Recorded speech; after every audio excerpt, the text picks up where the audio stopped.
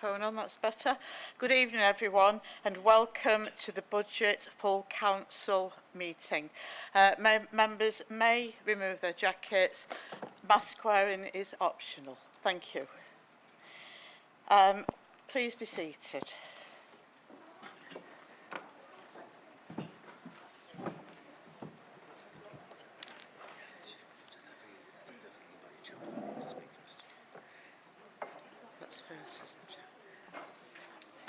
I'd like to call upon my chaplain, Reverend Jean Hurlston, to say an opening prayer. Thank you.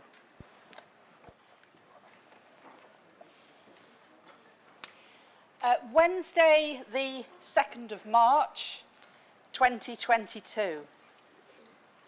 Ash Wednesday.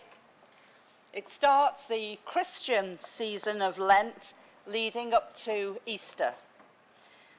Traditionally, it's the time when we ponder on our failings, strive to face up to our wrongdoings, acknowledging the hurt that we often cause to others through our actions and decisions. But Lent is not meant to make us feel rubbish and worthless, but it can and should be used by people of all faiths and none as a positive time for self-reflection, especially for those of us who are in positions of responsibility, of authority, and, yes, let's say it, of power over others. Ash Wednesday follows Shrove Tuesday, which many of us will know as Pancake Day. We follow on our gorging of waffles and of lemon or chocolate or syrupy pancakes with a step change in seeking to live a more simple life, with many of us choosing to give up chocolate or meat or maybe wine for the rest of Lent. The season of Lent reminds us that we have the power to change our own ways, not only in what we eat, but in our dealings with others. To give up those things in our lives that negatively affect those around us. To be much more sensitive in the way that we speak and treat others. To look for forgiveness from those whom we have hurt and support each other by showing genuine love and kindness, rather than creating hatred and harmony that is disharmony. It's appropriate that we all take the opportunity now to think particularly of the people of the Ukraine and to express our solidarity for them, our brothers and sisters in our global family, as they live in fear of those who yield a hateful power and dominion over them. Peace is never a soft option. It takes courage, strength, and tenacity to make for peace. And we pray that the people of Ukraine may be blessed with these qualities in abundance. We ought also to pray for their aggressors, that they themselves will take time to reflect on the harm that they are causing to their neighbours, and that through reflection, they will repent and use their power instead for the promotion of peace. In each of our small ways, be it in our neighbourhood, in our offices, in our committees, or in our wards, we can make a positive difference to the lives of others.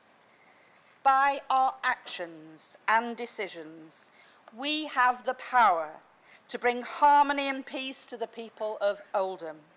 If required, and the seconder, Councillor Jabbar, 6 minutes. The deputy leaders of the main opposition groups in moving the opposition budget, a time limit of 7 minutes if required, with a right of reply of 6 minutes. Those members seconding the main opposition budget, a time limit of 4 minutes, and the minority opposition minutes, opposition 4 minutes in removing and seconding the amendment with 4 minutes right of reply. All of the speakers will be limited to 4 minutes. I call on Councillor Shah to move and Councillor Sykes to second this. Councillor Shah, please. Move, Madam Mayor. Thank you. Thank you. Is there any disagreement, any dissent? Thank you. May I also remind members of the public that the budget meeting is a one-item agenda specifically to agree the budget 2022-23. Have we any apologies for absence? I've already had apologies from Councillors Akhtar, Chauhan, Hume, A. Hussain, Ibrahim, Iqbal, Leach and Clint Fithian. Are there any other apologies that members know of? Thank you. Oh, sorry, Councillor Sykes. Councillor Williamson. Thank you. So I need to look round a little bit better. Next item, communications. Members will be aware, it's already been referred to, of events currently taking place in the Ukraine and the lives lost during this conflict. So can I ask members to stand for a minute's silence in memory of the lives lost? Thank you.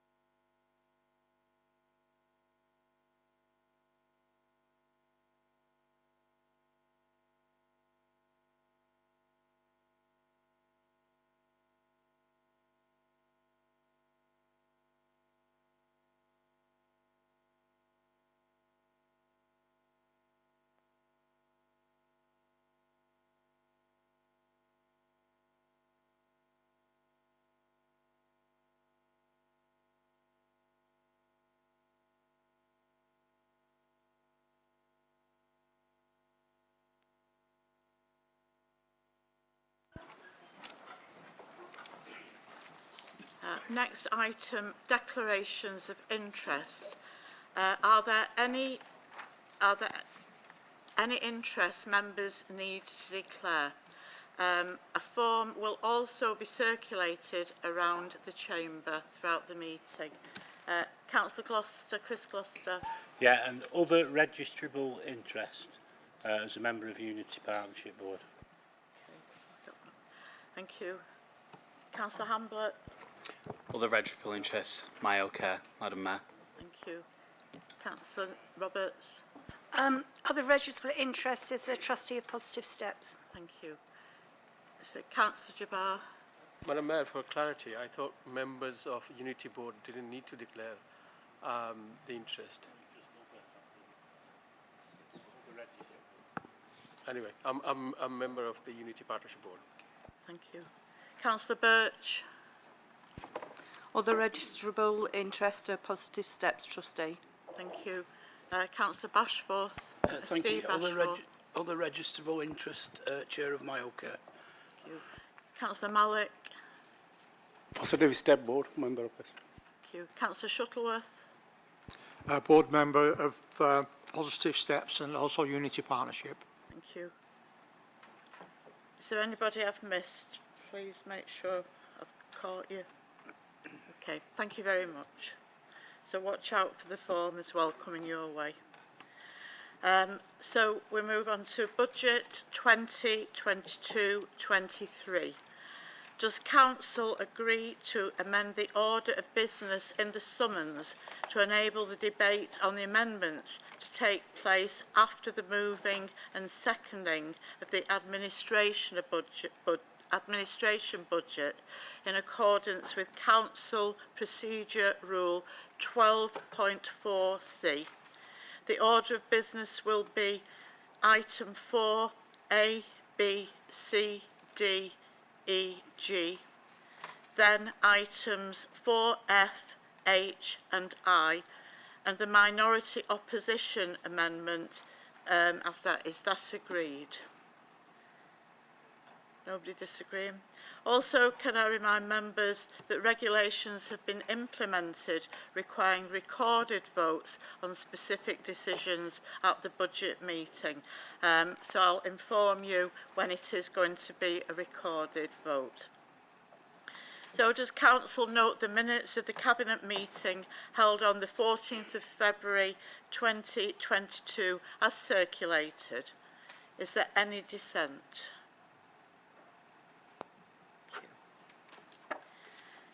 Item 4A. I call on Councillor Roberts to move and Councillor Jabbar to second the housing revenue account estimates for 2022-23 to 2026-27. Councillor Roberts, please. Thank you, Madam Mayor. As members may be aware, Oldham Council owns approximately 2,100 homes, largely managed via two PFI schemes, the first being sheltered accommodation and extra care housing managed by Housing 21 on our behalf, and then mainstream housing managed by Great Places.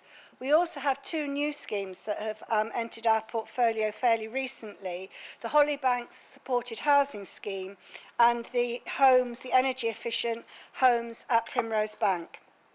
The housing revenue account is a ring-fenced, meaning that there can be no cross-subsidy between the housing revenue account and the council's general fund. So you have in front of you tonight a separate set of accounts and recommendations.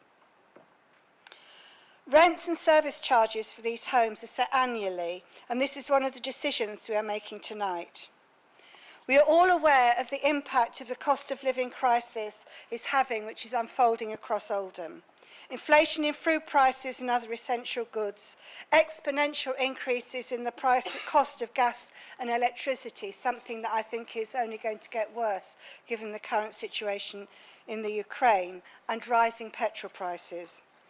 Oldham has a low-wage economy. Too many of our neighbours already struggle, turning to the food bank and other services like the bread and butter thing to feed their families. Pressures that are likely to continue to grow. The government this year recommended rent increases of 4.1%, inflation at 3.1% as measured last year, is much higher now, and plus 1%. This report considers three options and, taking account of the pressures on family incomes, recommends a below-inflation increase of 2.1%. The report also outlines plans for future housing developments funded by the HRA to increase the supply of homes at rents that can be afforded by Oldham residents, and these are listed in the report.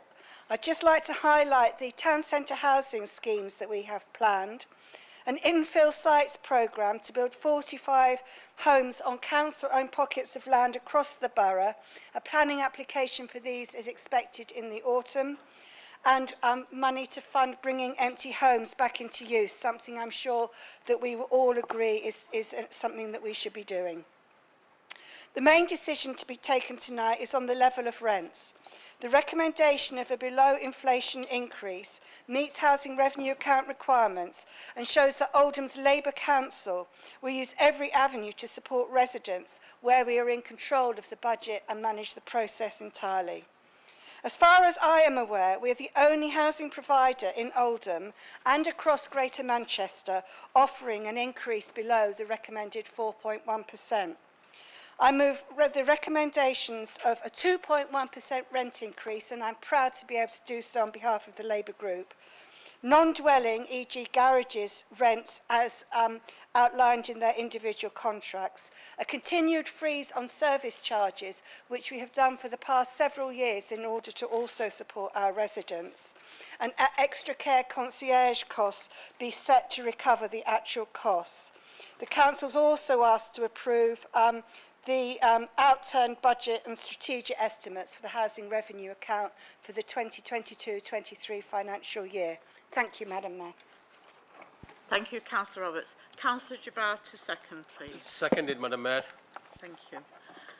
Does any member wish to speak on this? No? Thank you. So does Council agree the recommendations as circulated? Agreed. Thank you. Item 4B, I call on Councillor Jabbar to move and Councillor Shah to second the Capital Strategy and Capital Programme 2022-23 and 2026-27. Councillor Jabbar, please. Thank you, Madam Mayor. I'm not going to say a lot on this. It's a detailed paper which sets out our investment plan for the next 5 years. Madam Mayor, I'm pleased to say that this Labour administration will be spending nearly £350 million of our own resources and government money to transform this borough. The priorities of our investments are detailed in page 40, Madam Mayor. I don't wish to say any more, but obviously happy to take any questions after it's been seconded. Thank you, Madam Mayor. Councillor Shah, please, to second. Second, Madam Mayor. Thank you. Does Council agree the recommendations as circulated? Sorry, does anybody wish to speak? Councillor Kenyon, please. Thank you, Madam Mayor. Our task as a council is relatively simple. You can find the job description carved in a foundation stone on the side of St Thomas's Leesfield Primary School in Lees, part of my ward, dated 1928 by one proud son of Lees, John Henry Lewis. This heritage is laid for our children's children to maintain in honour and security. Whilst we as Liberal Democrats recognise that the whole borough needs development, there is little in this administration's capital programme that we can support. It fails the test set by John Lewis nearly 100 years ago. Instead of a heritage maintained in honour and security, we'll have a shopping centre fraught with debt and risk. This programme is too focused on the town centre, whereas the flagship investment for our other historic centres of our borough in Saddleworth, Lees, Shaw, Crompton, Failsworth. Colleagues, I'd invite you to consider that there is a difference between ambition and jumping into the unknown. Not satisfied with one huge project, we have a raft. The redevelopment of Spindles, moving Tommyfield Market, the Eco Centre, all aim to be delivered simultaneously. Rather than years of development with a big reveal of a host of projects, Council should add benefits as they go by completing projects one after the other. Contract management skills are in short supply at the Council, a fact repeatedly made at overview and scrutiny. But the Council's officers are now being asked to thinly spread what skills that we do have across not one, but many large projects. The lessons from across the rest of the UK are there. Councils who take on the contract risk and become the lead developer for large schemes are exposing their authorities to the real risk of cost overruns and even bankruptcy, putting essential services in jeopardy. I know I'm not the only one with a sinking sense of déjà vu. The good people of Groton, Springhead and Lees raise it with me frequently. They've lost count of the number of council leaders in recent years. All of them have had their own vision for Oldham. Grandiose visions with one thing in common: nothing actually happens. And then a new leader appears, and another vision, and again nothing happens. This programme of investments is one that fails John Henry Lewis's test of honour and security. There is little security in this risky programme, and so little honour in recommending it to colleagues. Whilst we admire ambition and we recognise that the investment is sorely needed, we ask that investment is spread across the whole borough rather than just the town centre, and that projects are delivered one at a time rather than all at once. and the council doesn't try to do it all itself and seeks proper, skilled partners. Thank you, Madam Mayor. Councillor Roberts, please. Thank you, Madam Mayor. While I am not the lead on the capital programme, that's Councillor Jabbar, and I've no doubt he's got comments to make in his response. I would just like to say that I think that that is a travesty in terms of what it is that we are trying to do here for the people of Oldham. And the thing that has been very dear to my heart, and I thought was dear to the heart of every one of us sitting in this council chamber, was protecting as much as possible of the green belt of this borough. This council, this Labour administration, has worked extremely hard to be able to remove as much as possible of green belt and to protect it for the future. We've succeeded in that in the way that we have put in places for everyone, but we were only able to do that by finding brownfield development sites in the rest of the borough, including a very significant contribution of 2,000 homes in Oldham town centre. If we don't deliver those 2,000 homes in Oldham town centre at pace, that then just brings back into question all of the work that we've done to preserve the green belt that everybody sitting here says is important to us and must be saved. I think that just picking out one aspect of the programme and not looking at what we're trying to do as a whole across the borough does all of us a disservice. And I'd just like to finish by saying that as far as I'm aware, Royton is not in Oldham Town Centre. And I am very pleased to say that work has started on the 2.4 million refurbishment, which is part of this capital programme, of Royton Town Hall, and that substantial work will be starting before the end of March this year, something that we have worked really hard to bring forward as Royton councillors. And I think you do us a disservice if you pretend that we're only interested in grand projects in the town centre. We're interested in homes that can be built, lived in and afforded by the people of Oldham, in saving our borough's green belt and protecting our borough's heritage. Thank you. Councillor Jabbar, do you wish to reply? Yeah, thank you, Madam Mayor. Thanks to Councillor Kenyon for his comments. Look, if we had the money, our capital programme would be much bigger, and it would encompass all parts of the borough. Yeah, so we'd like to do that, but as Councillor Roberts says, just to pick on the town centre and criticise it without actually understanding the true project, I think it's a little bit unfair, to say the least. So the issue about just investing in the town centre is completely wrong, because as Councillor Roberts said, we've got the town centre, Royton Town Hall that we're refurbishing at a great cost. We've got development at Broadway Green. We're building lots of houses there, employment opportunities. We've got development at Hollingwood Junction, Madam Mayor, where we're developing all kind of opportunities and facilities, including shops, employment spaces, leisure activities as well. So I think you conveniently forgot all the great things that's happening in the borough. But let me come to the real point about the precinct, Madam Mayor. The council bought this precinct for less than £10 million. Now, the land that it sits on is actually worth more than £10 million. So to have that complex bought for the people of Oldham, I think it's been a great business. And what we're trying to do under this leadership, Arusha's leadership and the new chief executive, is actually create a dynamic Oldham Town Centre. Without that, Madam Mayor, Oldham Town Centre would be dead, and the people of Oldham would not thank us for that. So I think it's a great vision and a bold decision for the plans that we have for this borough. We're going to transform the whole of town centre, and it is vital to do that. And we're going to have a linear park. We're going to be moving the Tommyfield Market in there. And we've done the consultation, and people are genuinely excited by the plans that we've got. And it's interesting that we haven't seen any other alternative proposals from either the Lib Dem, the Conservatives, or the Failsworth Independent Party in respect of the capital programme that we've got. And the real challenge that we face in this borough to make sure that our town centre is a vibrant one. And that's the real challenge, Madam Mayor. And we're not afraid of that.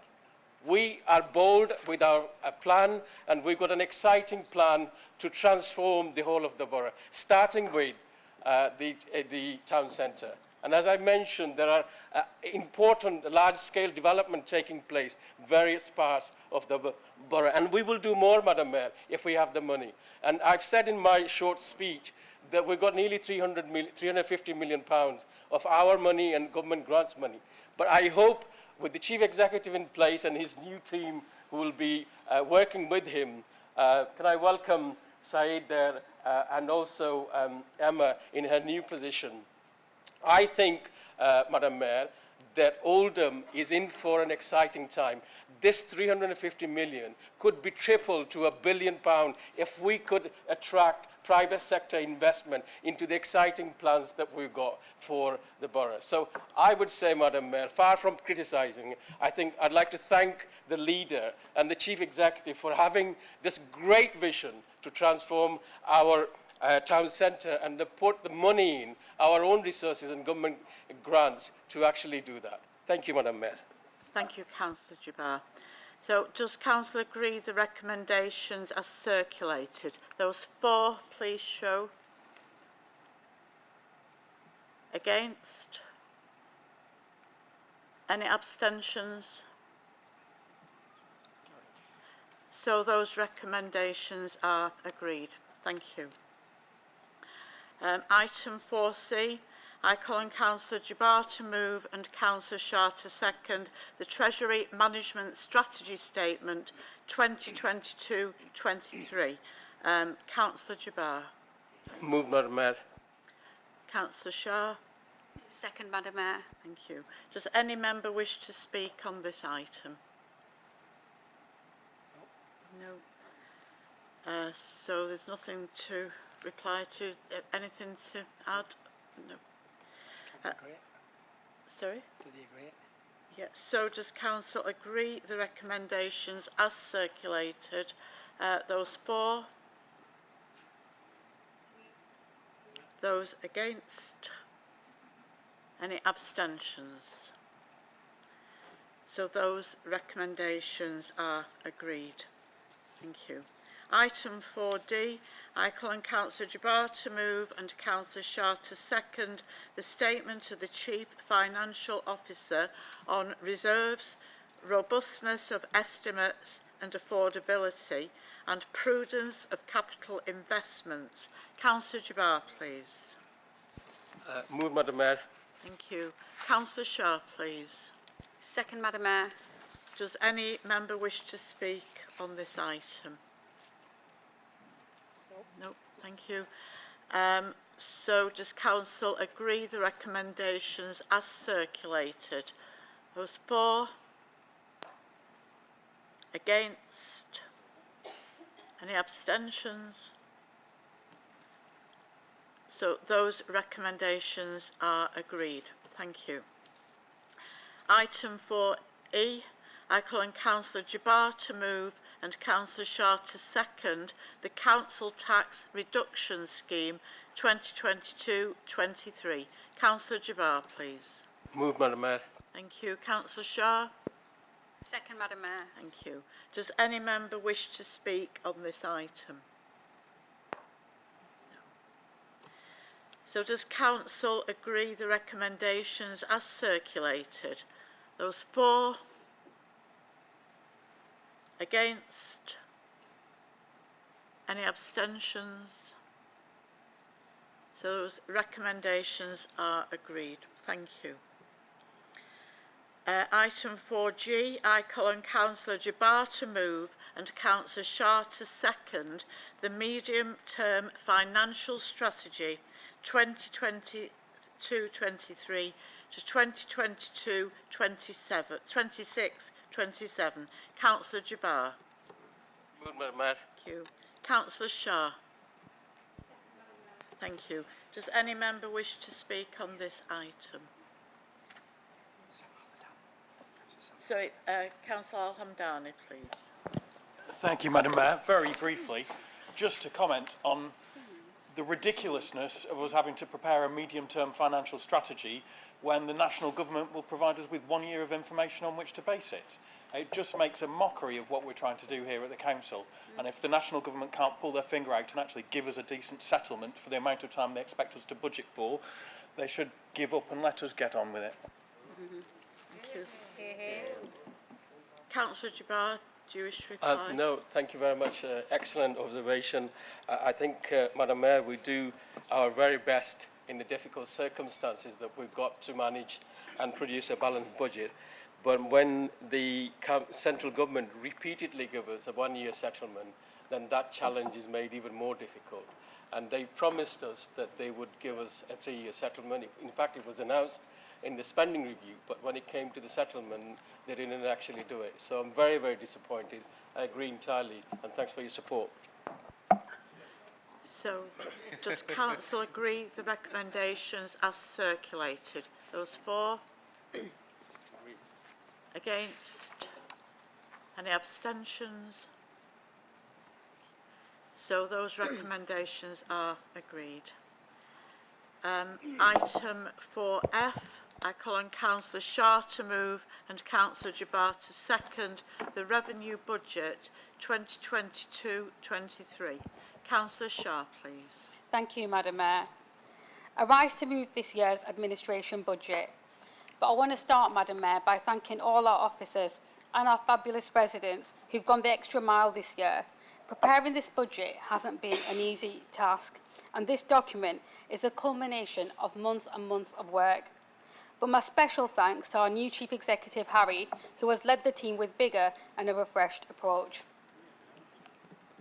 Setting this budget has been our most difficult task in a generation, and that's not an exaggeration, Madam Mayor, because of the cumulative impact of 12 years of cuts to public services, but also because of the lingering impacts of COVID and particularly high demand in our children and adult services as a result. This budget is one set with a very heavy heart, but a lot of ambition too. Yes, we've received some one-off funding from the government, just over £8 million this year, in addition to a slightly more generous settlement than we were expecting. And whilst, Madam Mayor, we're very grateful for that, it's just not enough. Despite promises of covering the cost of COVID, Oldham residents are still paying the price, and the government has quite frankly turned its back on them. So £8 million, great. But with an ongoing £12 million COVID cost and an overall £26.2 million gap arising from our demand pressures and day-to-day services, this goes nowhere near enough in solving the problem we're facing in this, and not just this, but subsequent years.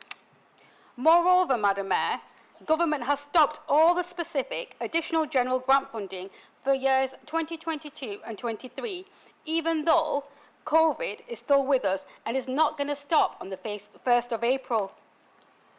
This is at the same time that the Treasury has written off billions and billions of pounds in dodgy PPE deals and fraudulent loans, and that's before we even get into the dodgy contracts to Tory donors.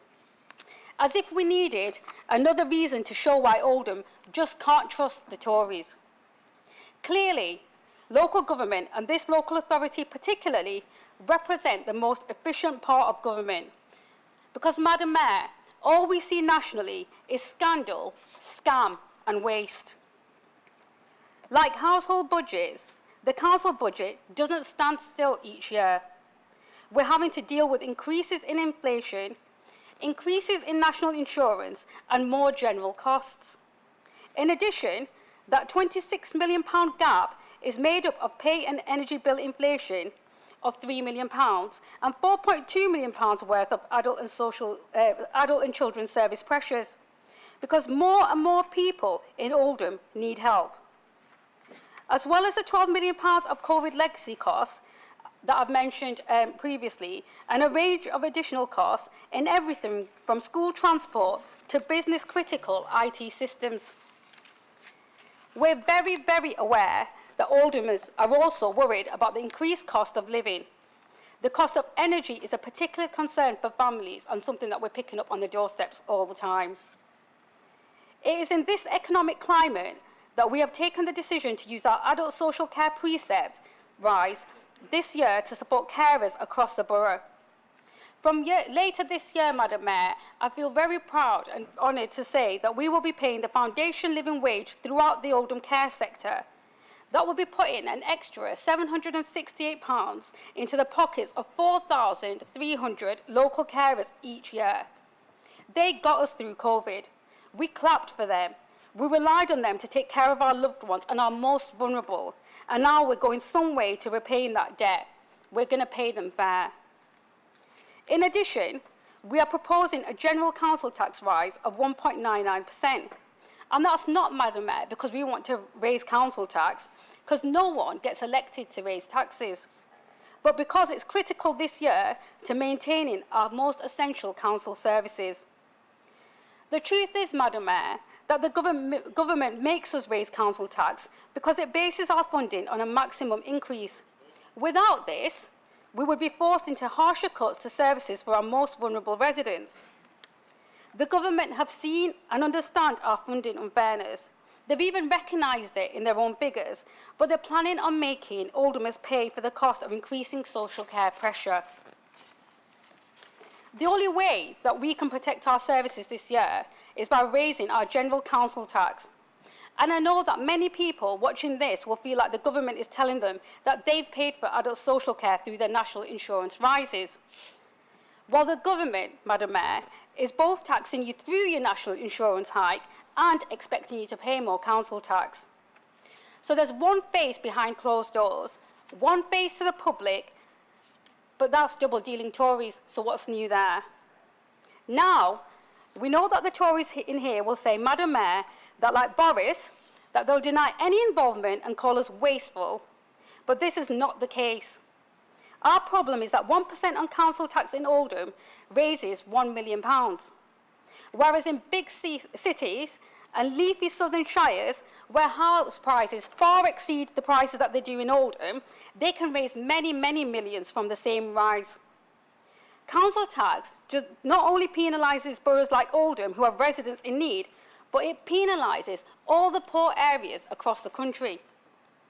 The overall increase in council tax is 3.99%, and this is 2% specifically to fund adult social care through the adult social care precept, and 1.99% to support all the other pressures that the council is facing. Although there are cuts in this year's budget, passed down from the government, I must add, we are continuing to provide hundreds of good quality statutory services, and there are also some investments, which responded to what local people have told us that they need through the budget consultation. These include an additional £1 million for Don't Trash Oldham, our Grot Spot busting clean-up programme that's been transforming our alleyways, streets, parks and people's mental health. We're putting an extra £80,000 into youth services. That's £100,000 as a one. Sorry, Councillor Sykes, am I boring? All right, because you're just talking throughout. So we're putting an extra £80,000 into youth services, £100,000 as a one-off to allow us to celebrate the Queen's Platinum Jubilee, which I'm sure you agree, Madam Mayor, is well-deserved for the service that she's provided us for all these years.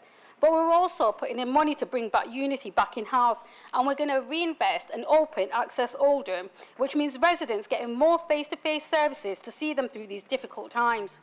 In tough times, it's more important than ever to make sure that we're delivering for our residents and that we're getting the basics right. Residents listening to this debate tonight won't know that in addition to these financial pressures we're facing, we are setting today's budget with no ability for the planning for long-term, as Councillor Hamdani alluded to earlier. The government only funds this council on a one-year settlement, 1 year of funding guaranteed before we have to reassess, meaning that we can't plan for the long term as effectively as we would like. Oldhamers know that you couldn't run a business on this basis, yet the government make us do this every year. But despite all the odds, colleagues, this is a borough striving, a borough preparing to meet the future, a borough that deeply cares, and that a borough proudly has ambition. As well as investing in and opening the new Saddleworth School this year, we've launched our Creating a Better Place proposals, which is council-led and will unlock investment for Oldham worth £285 million, as well as creating over 2,000 new homes, 1,000 new jobs, and 100 new apprenticeships. And whilst Councillor Kenyon made reference to the fact that we're doing all the projects in the town centre and that we shouldn't be doing them, we should be doing them one by one, we have a massive responsibility to ensure that our town centres thrive. This is about people's businesses and effectively people's jobs. A hotel and a new Lidl for Princess Gate, a new market at the Spindles, the rebirth and the renewal of the old library because we understand and respect and deeply value our heritage, and our investment in our future. International brands, Madam Mayor, have been in contact with us wanting to invest here and join the Oldham family, and this is a huge vote of confidence in Oldham and our plans. To put the size of these plans into context, we've had £230 million cut from our budget by the Tories since 2010. Imagine what we could have done with that money had we had it today. Despite this, our whole capital investment plan for the next 5 years is £369 million. That includes for schools, transport infrastructure, regeneration and neighbourhoods. We know, Madam Mayor, and we are very alive to the fact that people have been disappointed at the pace of change in Oldham. We know people are frustrated at what looks like all talk but no action. And believe me, no one is more frustrated than what I am. But I'm glad, Madam Mayor, that we're putting our money where our mouth is. We're building our future, we're growing our economy, and we're respecting our heritage. And fundamentally, Madam Mayor, we're going to be investing in our borough. So this administration is planning for our future against all odds, against the pressure of a decade of austerity and Tory waste. And there's definitely, Madam Mayor, been no lockdown breaking parties here. This budget shows Oldham's resilience. Despite the odds, we're building our future. It can be so easy to lose faith in politics, especially when you look at what's going on nationally. But this budget and our plans show what local politics can really, truly achieve. This is the future of Oldham, and if we want to grasp it, punching above our weight, reaching our true potential, protecting our services and paying fair. Thank you, Madam Mayor.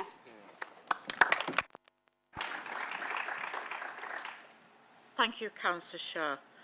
Councillor Jabbar, second, please. Thank you, Madam Mayor. It's really challenging to set a balanced budget, Madam Mayor, when we've already taken £230 million out of our budget. Last year, the government advised us that this was going to give us a 3-year spending review. However, when the provisional settlement was released in December, it was disappointing that it was a 1-year settlement. The government had backtracked, and so there's no certainty for 23-24, 24-25. Our medium-term financial strategy highlights how difficult it is to actually forward plan. Whilst the government has allocated more money to Oldham and other councils in the settlement, it is not resolved the years of austerity and underfunding of councils like Oldham. There's still not enough grant to pay for key services we want to deliver. The estimated COVID legacy cost for 22-23 outstrips the general increase in government grants. But on top of this, we have to find funds for a range of pressures, including the cost of national insurance, the general inflation increase, 30-year high, Madam Mayor, and then, of course, the energy cost. It's predicted that we may need up to 1.25 million to pay for the increase in energy costs next year. Madam Mayor, some of our contracts are linked to CPIs. Currently, it's running at 5.5%. The cost of material and supplies are increasing every day. The extra cost of this will be passed on to the council, and we'll have to manage our budget very, very carefully during the year in order to avoid overspend. The demands for children's social care has gone up tremendously through the COVID period and is still continuing to increase. We have put extra money for this vital and important service to protect the most vulnerable in our society. There's also continued demand for adult social care, Madam Mayor, and despite the Prime Minister promising to resolve the funding for adult social care, and despite 3 white papers, there's no solution. And we are having, the government has failed on this massively, and we are having to pay, the people of Oldham are having to pay twice for this. So we've seen the increase in national insurance contribution coming in from 1st of April. But since 2016, Madam Mayor, there's been an adult social care precept in the council tax, 2% every year. So the responsibility for paying for adult social care has been sent to the local taxpayer, which is completely unacceptable. And this is something that needs to be urgently addressed. Madam Mayor, I just want to pick up on some key elements of our budget.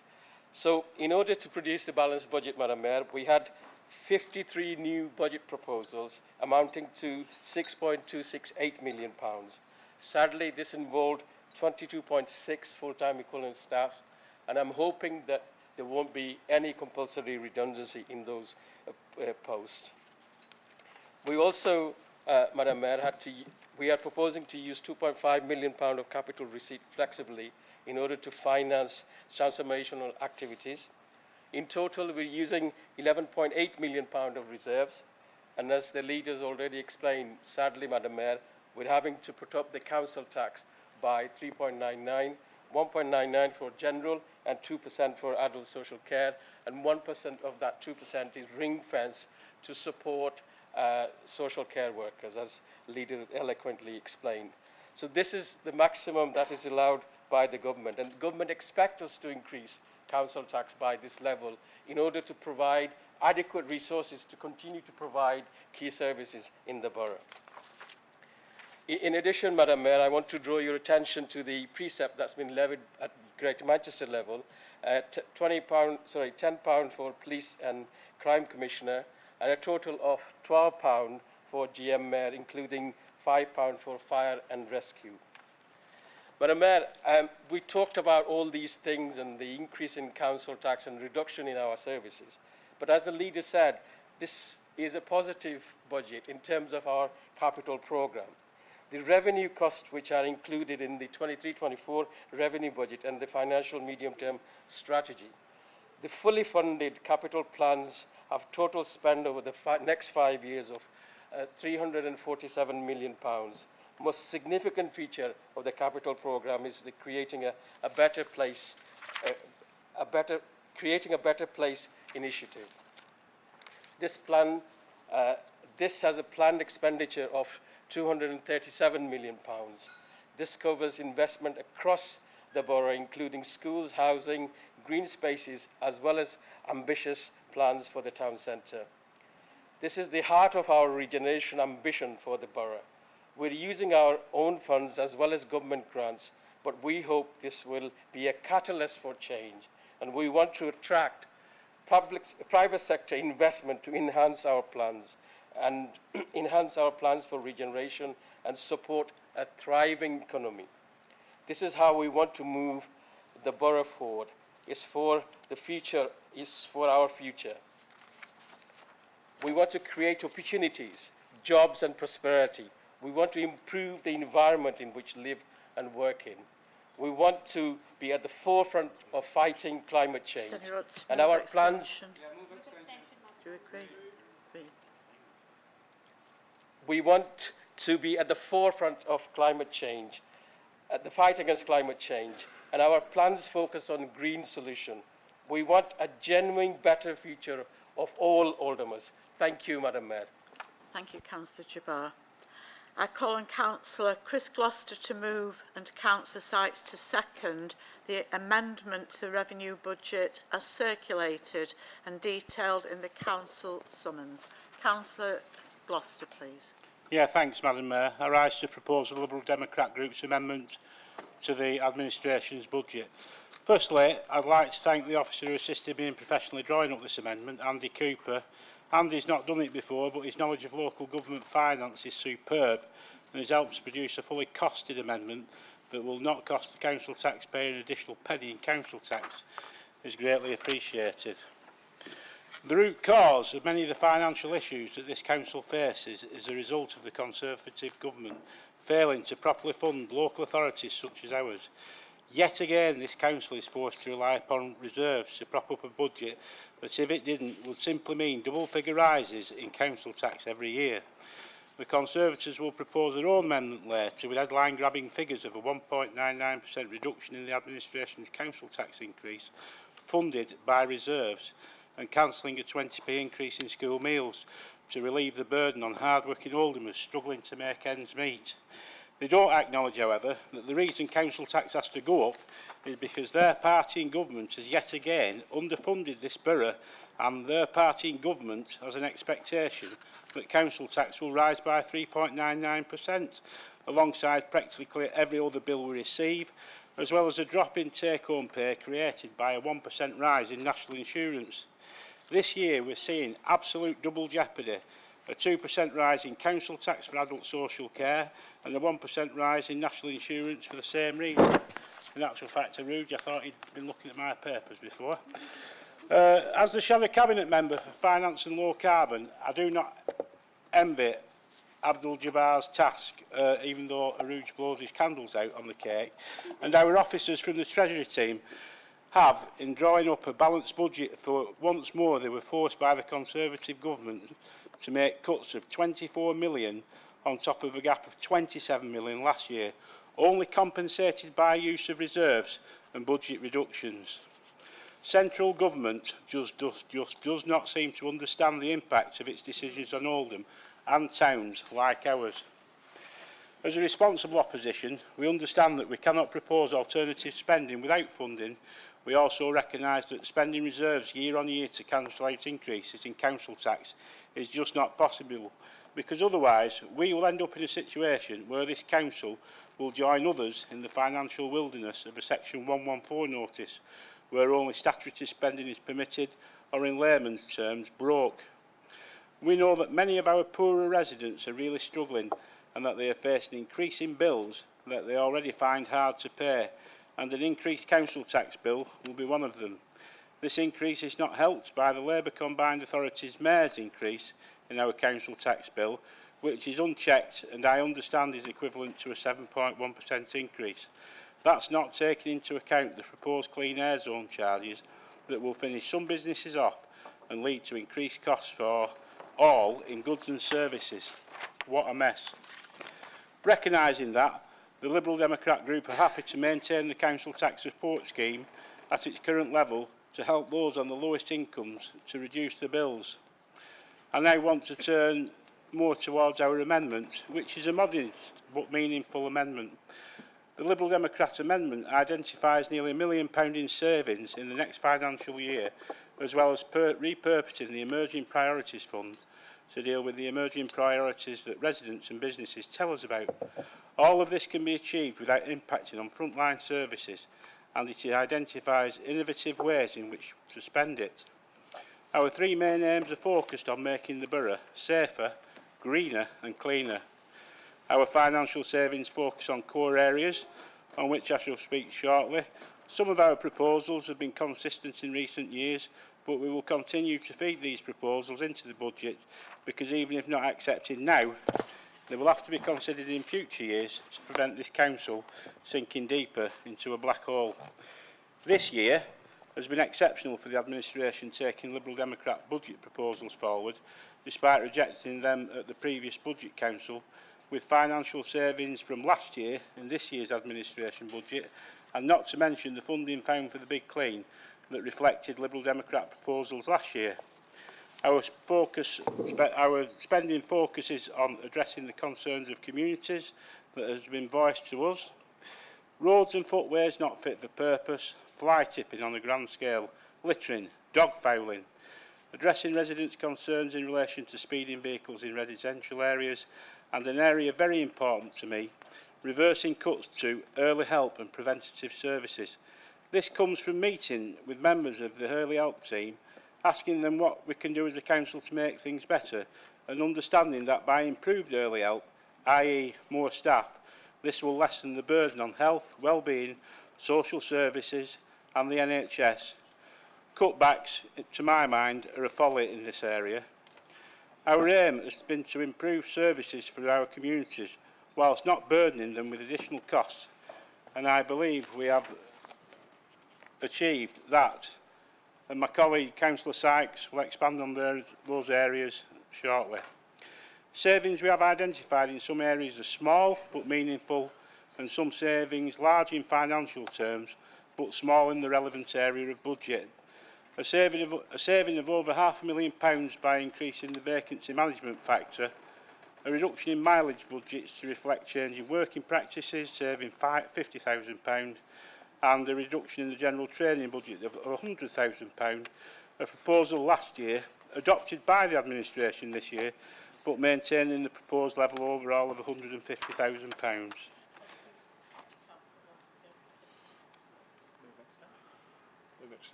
Well, to my understanding, Madam Mayor, I had 7. Okay. So, and I've only a page left, so if you give me a bit of levity, being as you stop me mid-flow. So, reconsidering council priorities with regards to the Communications and Research Service. Our proposal is to reduce that funding by £250,000. We got told last year that such a saving would lead to only being able to provide statutory communications. But they got the money, and viewers of the History Channel, for example, will not have failed to miss the constant barrage of TV adverts for Oldham, adverts on buses, sponsored Facebook advertising, to name a few, clearly funded by the retained healthy budget. What does seem to have been missed is that this department has a projected underspend of £167,000. Now tell me that only statutory services can be provided.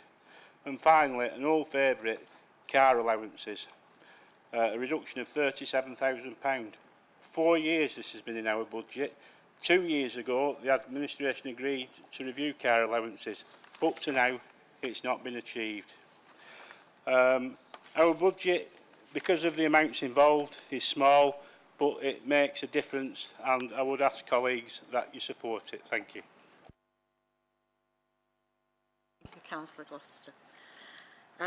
Councillor Sykes to second, please.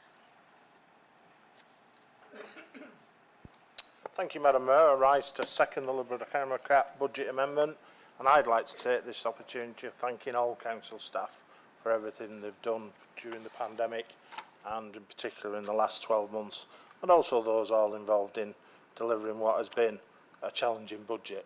I think we say that every year, but it's true. I want to focus on, in our brief time I've got, what our proposals are, they're what citizens want, and we're pretty convinced they'll make Oldham safer, greener and cleaner. Our proposals have been shaped by feedback from the borough's residents, and our amendment will have no adverse impact on council finances, whilst delivering further improvements in council services that citizens value the most. We will invest an additional £3.75 million between 22 and 27 to fund the fight to get to net zero. Our children and grandchildren expect nothing less. Over the next 2 years, we will create a dedicated fund worth £3 million above the current Labour administration's proposals to repair our roads and footways, fund traffic and pedestrian safety initiatives, and to address the issue of disabled parking bays, which is a scandal you should be ashamed of. We will increase the investment in tackling environmental crime by £200,000 over the next 2 years to combat what is the scourge of our borough, fly tipping, dog fouling and litter. We will introduce a 20s plenty scheme to reduce road speeds, save lives, make roads safer and reduce air pollution at a cost just over £200,000 over the next 2 years. We will, as my colleague has already said, reverse Labour's cuts to early help funding by providing an additional £100,000 to pay for more help for the borough's most vulnerable people. and this saves money elsewhere by reducing the demands made upon our overstretched health, mental and social work teams. We will restore the cut made to our 2 parish councils. The introduction of a fund for free bulky waste collection to prevent fly tipping and really help clean up our borough.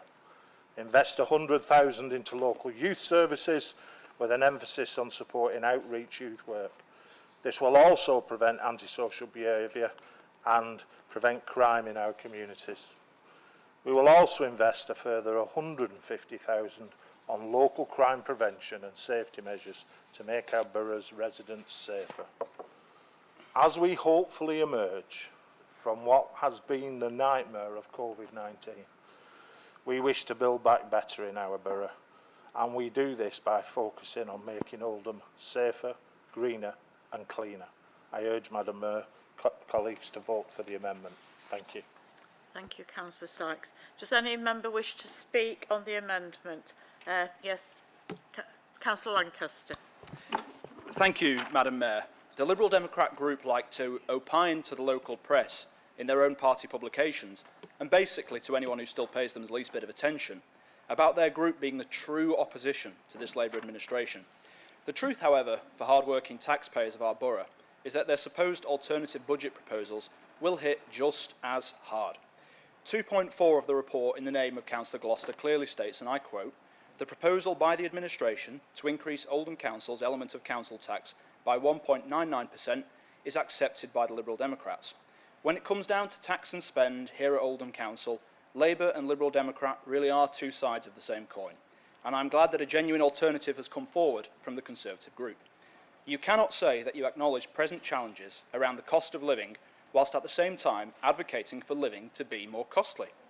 To paraphrase the late, great Baroness Thatcher, a lady not quoted anywhere often enough in this chamber, our aim, the Conservative aim, is to make tax collecting a declining industry.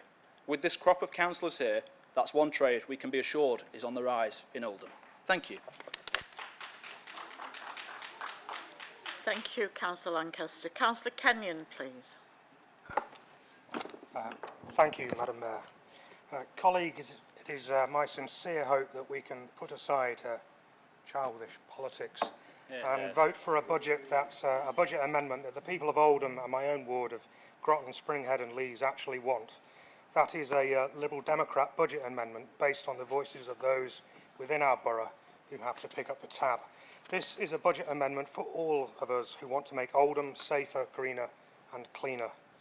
My Liberal Democrat colleague Chris Gloucester, renowned for his financial prudence, has worked hard with officers to create a budget amendment that hacks away at town hall waste, redirecting funds to the frontline services that people of our great borough truly value. We want to make Oldham safer by investing £3 million for road and pavement repairs and disabled parking bays, safer by investing £235,000 to introduce 20-mile-an-hour speed limits onto more of the streets in Oldham, which also reduces air pollution, safer by providing an extra £100,000 in the face of Labour cuts to early help funding to help the most vulnerable in the borough, safer by providing £100,000 to youth services to reach vulnerable young people and to help reduce antisocial behaviour and crime, safer by investing £150,000 on crime prevention. We want to make Oldham greener by investing £3.75 million to fight the fund to get to net zero carbon emissions. We want to make Oldham cleaner by introducing free curbside bulky waste collection, and cleaner by investing £200,000 to tackle environmental crime and the scourge of fly tipping, dog fouling and litter. The people of Oldham demand something different from this council. No more business as usual. Instead, they want an Oldham that is safer, greener and cleaner. And I urge you to vote for this amendment. Thank you, Madam Mayor. Thank you, Councillor Kennedy. Does Councillor Shaw wish to reply? Sorry, Councillor Jabbar, you wish to speak first. Yeah, thank you, Madam Mayor. Thank you for giving me the opportunity to speak on this debate. Yeah, look, thanks to Liberal Democrat, they've been consistent in producing alternative budgets, albeit on a small scale. And Chris, be fair to him, he does try his best to prepare a proper alternative budget which goes through the scrutiny process. And I'm grateful for that. I'm grateful for the acceptance of the council tax increase to you. And I'm also grateful for the interest your party shows around climate change. And you've done that consistently. So thank you for that.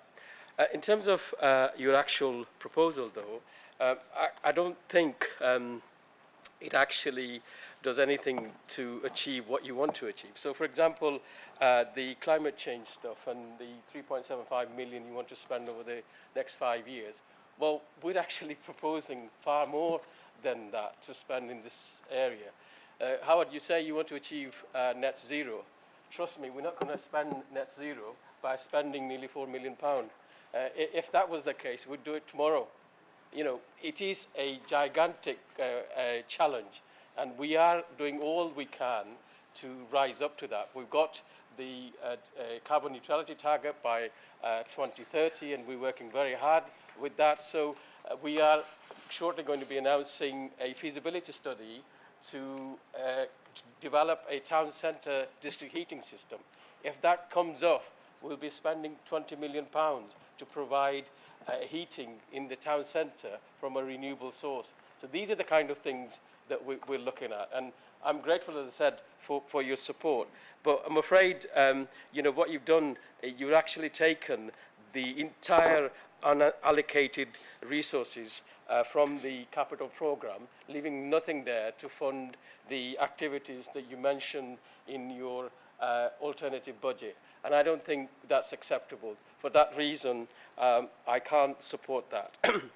In relation to the safe, clean and greener borough, well, my colleague here, Amanda Chatterton, has developed a brilliant scheme called Don't Trash Oldham.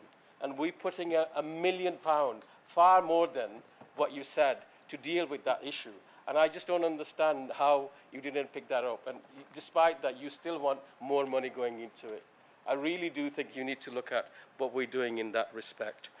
I think also, Madam Mayor, in relation to Councillor Lancaster's comment, I mean, I could not believe what he actually said.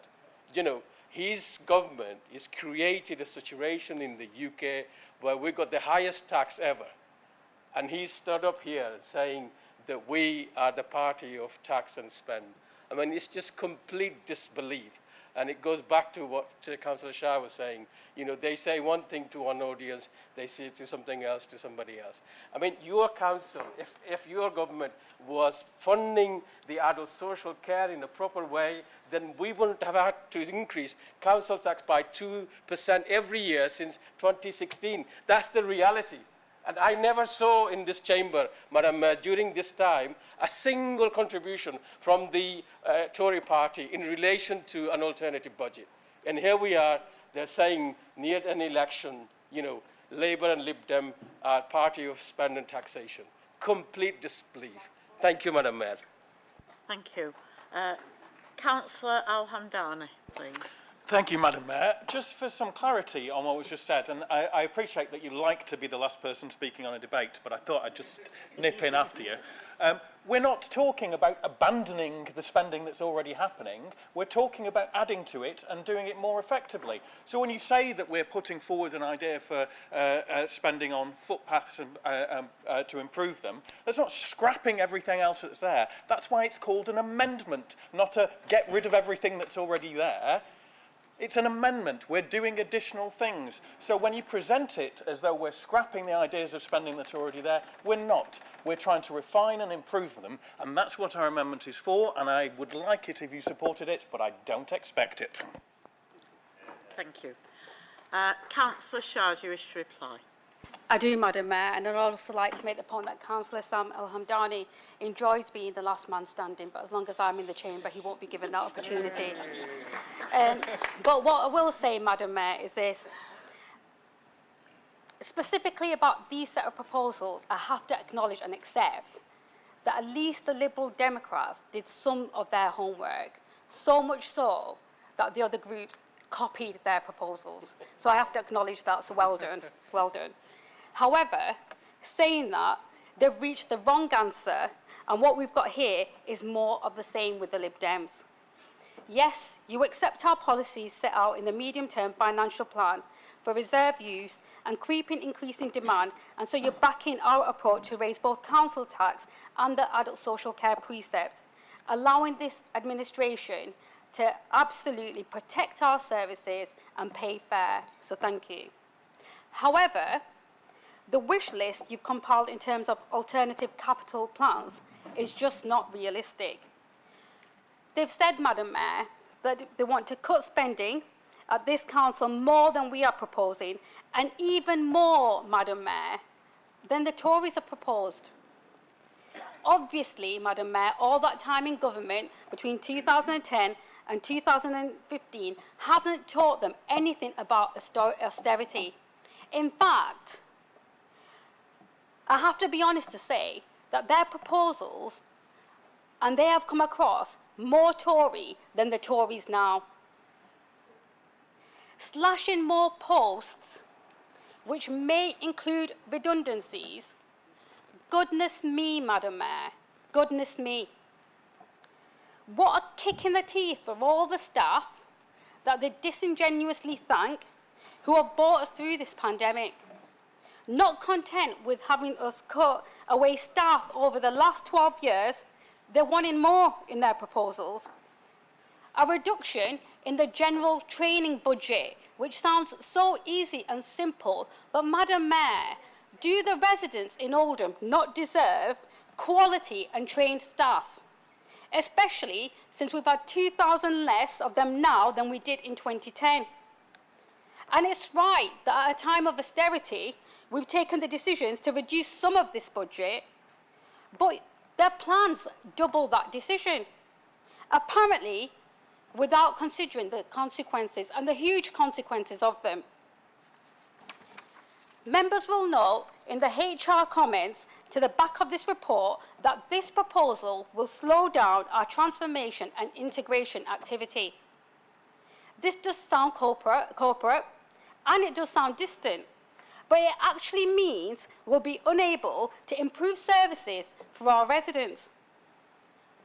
Moreover, Madam Mayor, they have again proposed to cut the communications budget, which we see year after year after year after year, copied again by the other groups, and which again sounds like a quick win. Well, no. In an age of continuing COVID, when social isolation is at its all-time high, when people are so desperately need strong communities, getting communications right, Madam Mayor, and widely spread, to be quite frank and honest, is quite literally saving lives and bringing in resources for the borough. Not only that, Madam Mayor, but recruiting foster carers, recruiting adopters, raising awareness of safeguarding, increasing our recycling rates, and rolling out our services in a range of ways. They proposed more investment in youth services, in roads, in early years, and even making bulky waste collections free. It would be so silly of me, Madam Mayor, to stand here and tell you that these things aren't important. They are. But politics, Madam Mayor, as responsible politicians know it, is all about a question of priorities. We have set budget having had a £230 million budget cut from our coffers since 2010. And what we've had to do, Madam Mayor, is prioritise essential services for vulnerable, old and young people. But while doing that, we're also rolling out our Don't Trash Oldham campaign permanently, tackling all those local spots, investing in the regeneration of our borough, and making our streets cleaner and greener, which they've repeated several times tonight. We have ambition, Madam Mayor, and this amendment, as far as I'm concerned, may as well be a Christmas wish list. It might have the right intentions, but it doesn't take the financial resilience of the council into account whatsoever, or indeed the Liberal Democrats' role in cutting the council so ruthlessly for the last 12 years. If they want more done, Madam Mayor, and they are really genuine and sincere in that, then they should join us in calling for more money for Oldham. Thank you, Madam Mayor. Thank you, Councillor Shah. Councillor Gloucester, do you wish to reply? Yes, please, Madam Mayor. I'll start off, first of all, with the suggestion that the Liberal Democrat group opine to the local press. So, when I came into this council building today, I was told about something that had appeared in the Oldham Cron, I think it was, and that was that the Conservative group had published somewhere that councillors will be feasting on their free tea tonight, and then they'll vote to prevent the Conservative group knocking a 20p rise off the school meals. So it was incredulous to me, Madam Mayor, that the Conservative group were then all to be seen in a group chomping away at their free meal. So, you know, that opines to the local press, if anything doesn't. Abdul, I've got the greatest respect for Abdul, and we do speak fairly often. Just in relation to the net zero stuff, all our proposals are additional, and it's spelled out quite in the report what those additionals are. And indeed, the funding that we want to include for Don't Trash Oldham, that's additional for more enforcement. We don't disagree with Don't Trash Oldham.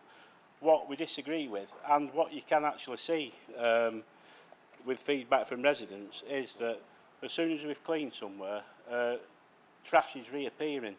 And we have a strong held belief that unless this is properly enforced, and I appreciate that enforcement has increased in relation to it, but it's still happening, then we need to ensure that we have more enforcement in that particular area. Otherwise, we are just throwing away what will be £2.2 million now. We don't have a wish list. What our wish list is the priorities of what residents tell us. And in fairness, in relation to this budget report, it's a £1 million saving budget report that the only talk of redundancies in relates to the communications department.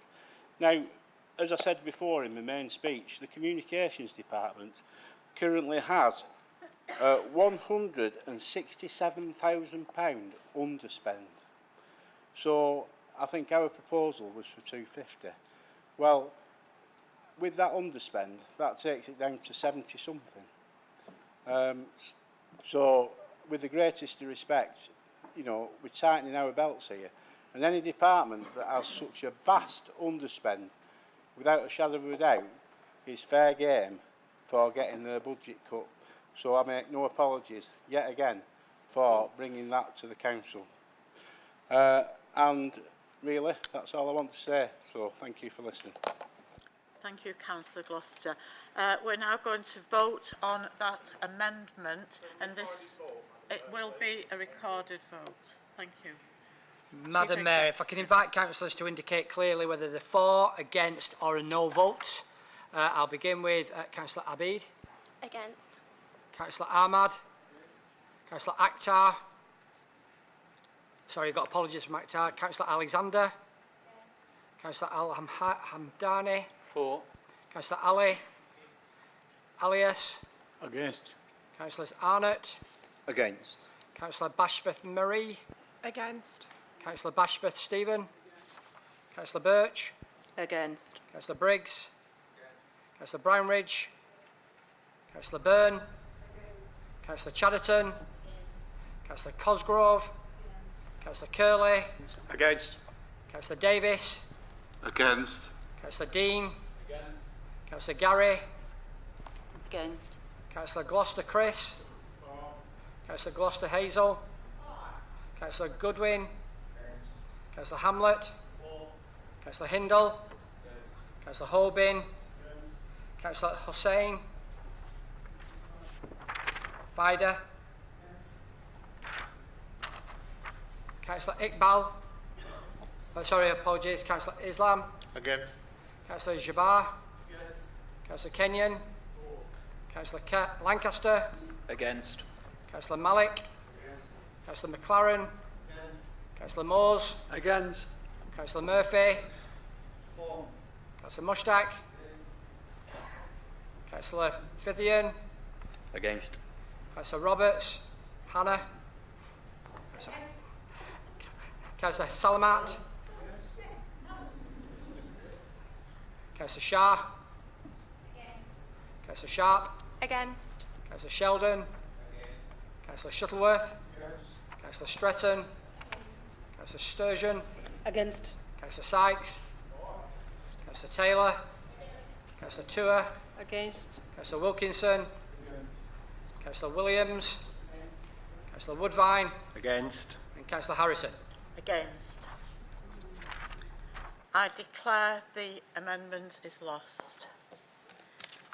Item 4I, I call on Councillor Arnott to move and Councillor Sheldon to second the amendment to the revenue budget as circulated and detailed in the council summons.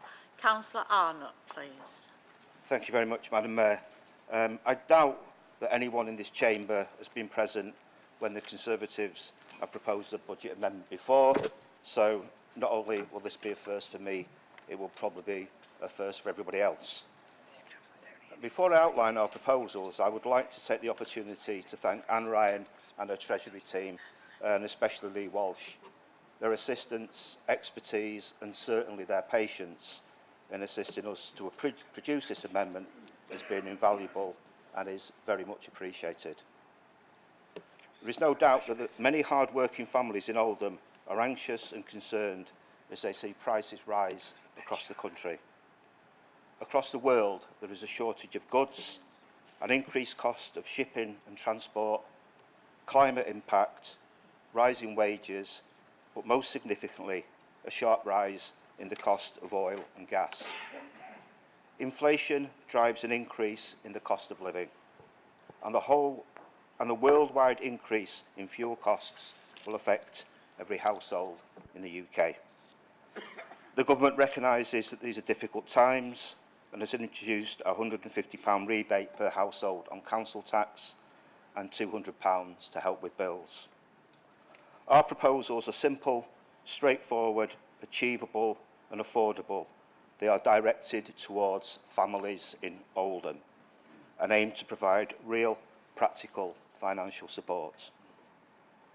We call for a freeze on the general rate of council tax in the financial year 2022-2023. This bold proposal will keep money in the pockets of residents in every household in Oldham. We propose a freeze on the planned increase in the cost of school meals to the end of the next academic year. Much has been said and debated in Oldham and nationally around the provision of school meals in and out of term time over the last few months. And this proposal aims to support those hard-working families facing another increased demand on their weekly and day-to-day household budgets.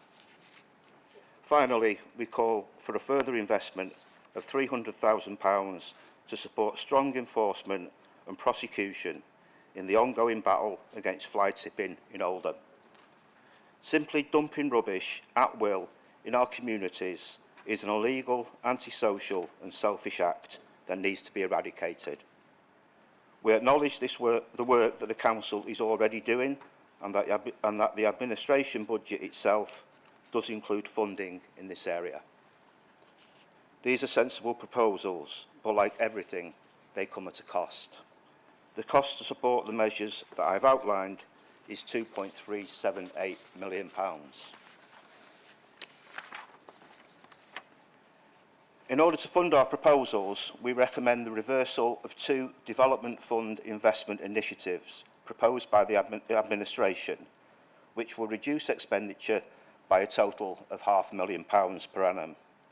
We propose to halt further investment initiatives in 2022-2023 into district partnership working and improved customer engagement.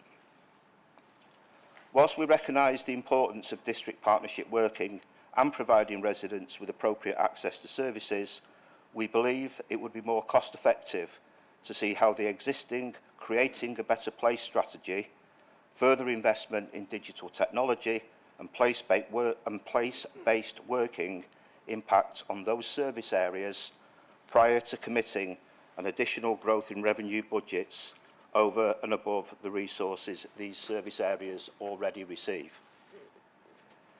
We also have 4 budget proposals which provide a funding source. These total £892,000.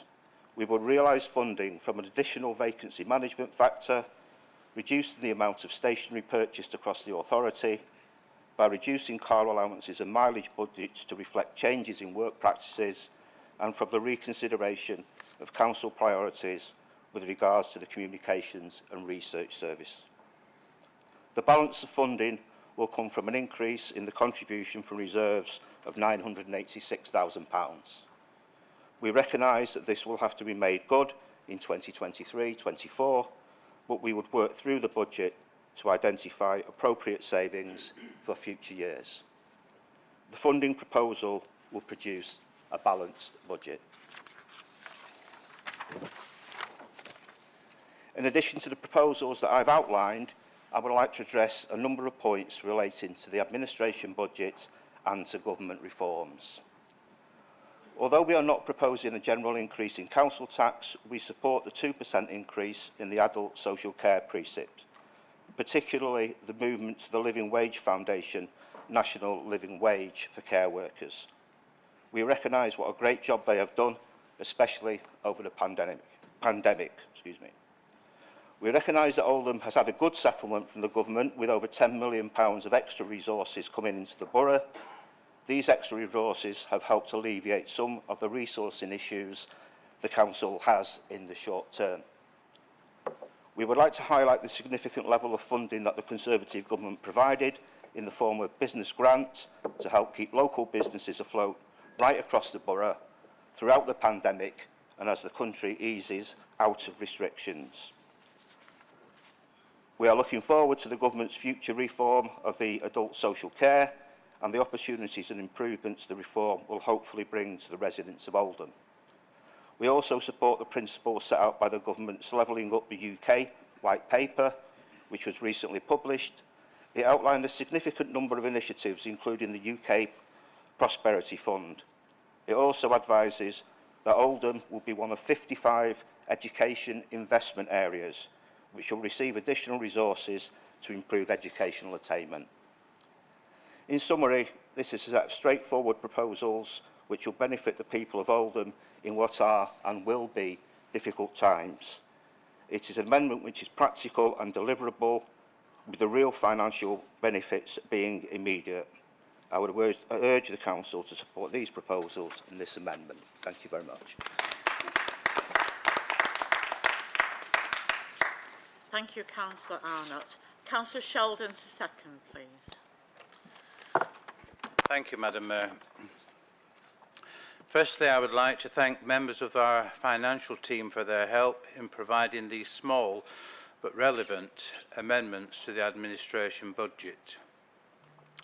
May I also thank Councillor Arnott for leading on this and to bear in mind the short notice to prepare an amendment, and that this is the first time the Conservative group have made an amendment to the budget for some years.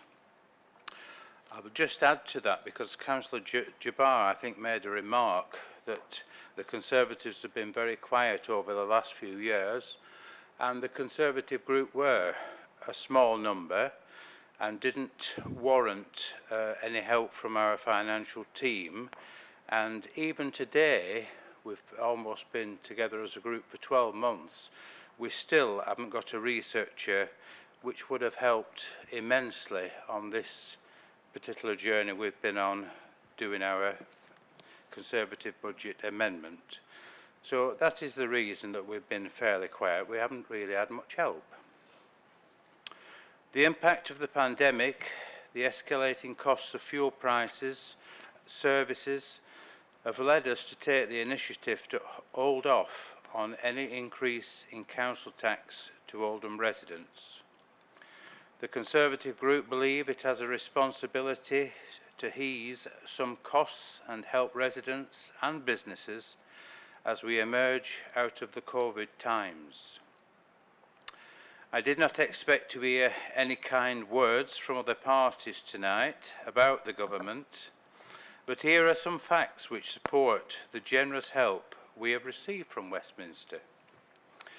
Grants from the Conservative government in the sum of approximately 223 million have been received by the borough over the last 3 years to support councils, schools and businesses in the COVID times. I would like to thank again here our financial team for their administration and distribution of these funds within the borough. We too often in this chamber hear how badly done to we are at Oldham, and that we appear to consider ourselves the poor relation up north. To keep talking down the borough, we put these feelings of less than adequate in the minds of residents and potential investors. This is simply not the case, and we should manage the finances we have in a responsible way and talk up our strengths and willingness to encourage new business. We must concentrate on highly skilled and high-tech jobs and the need to train up tradespeople to perform the essential services we all need. We must work together to transform this borough into an exciting place where people wish to invest, they wish to work, and they wish to visit with their families and friends. Thank you, Madam Mayor.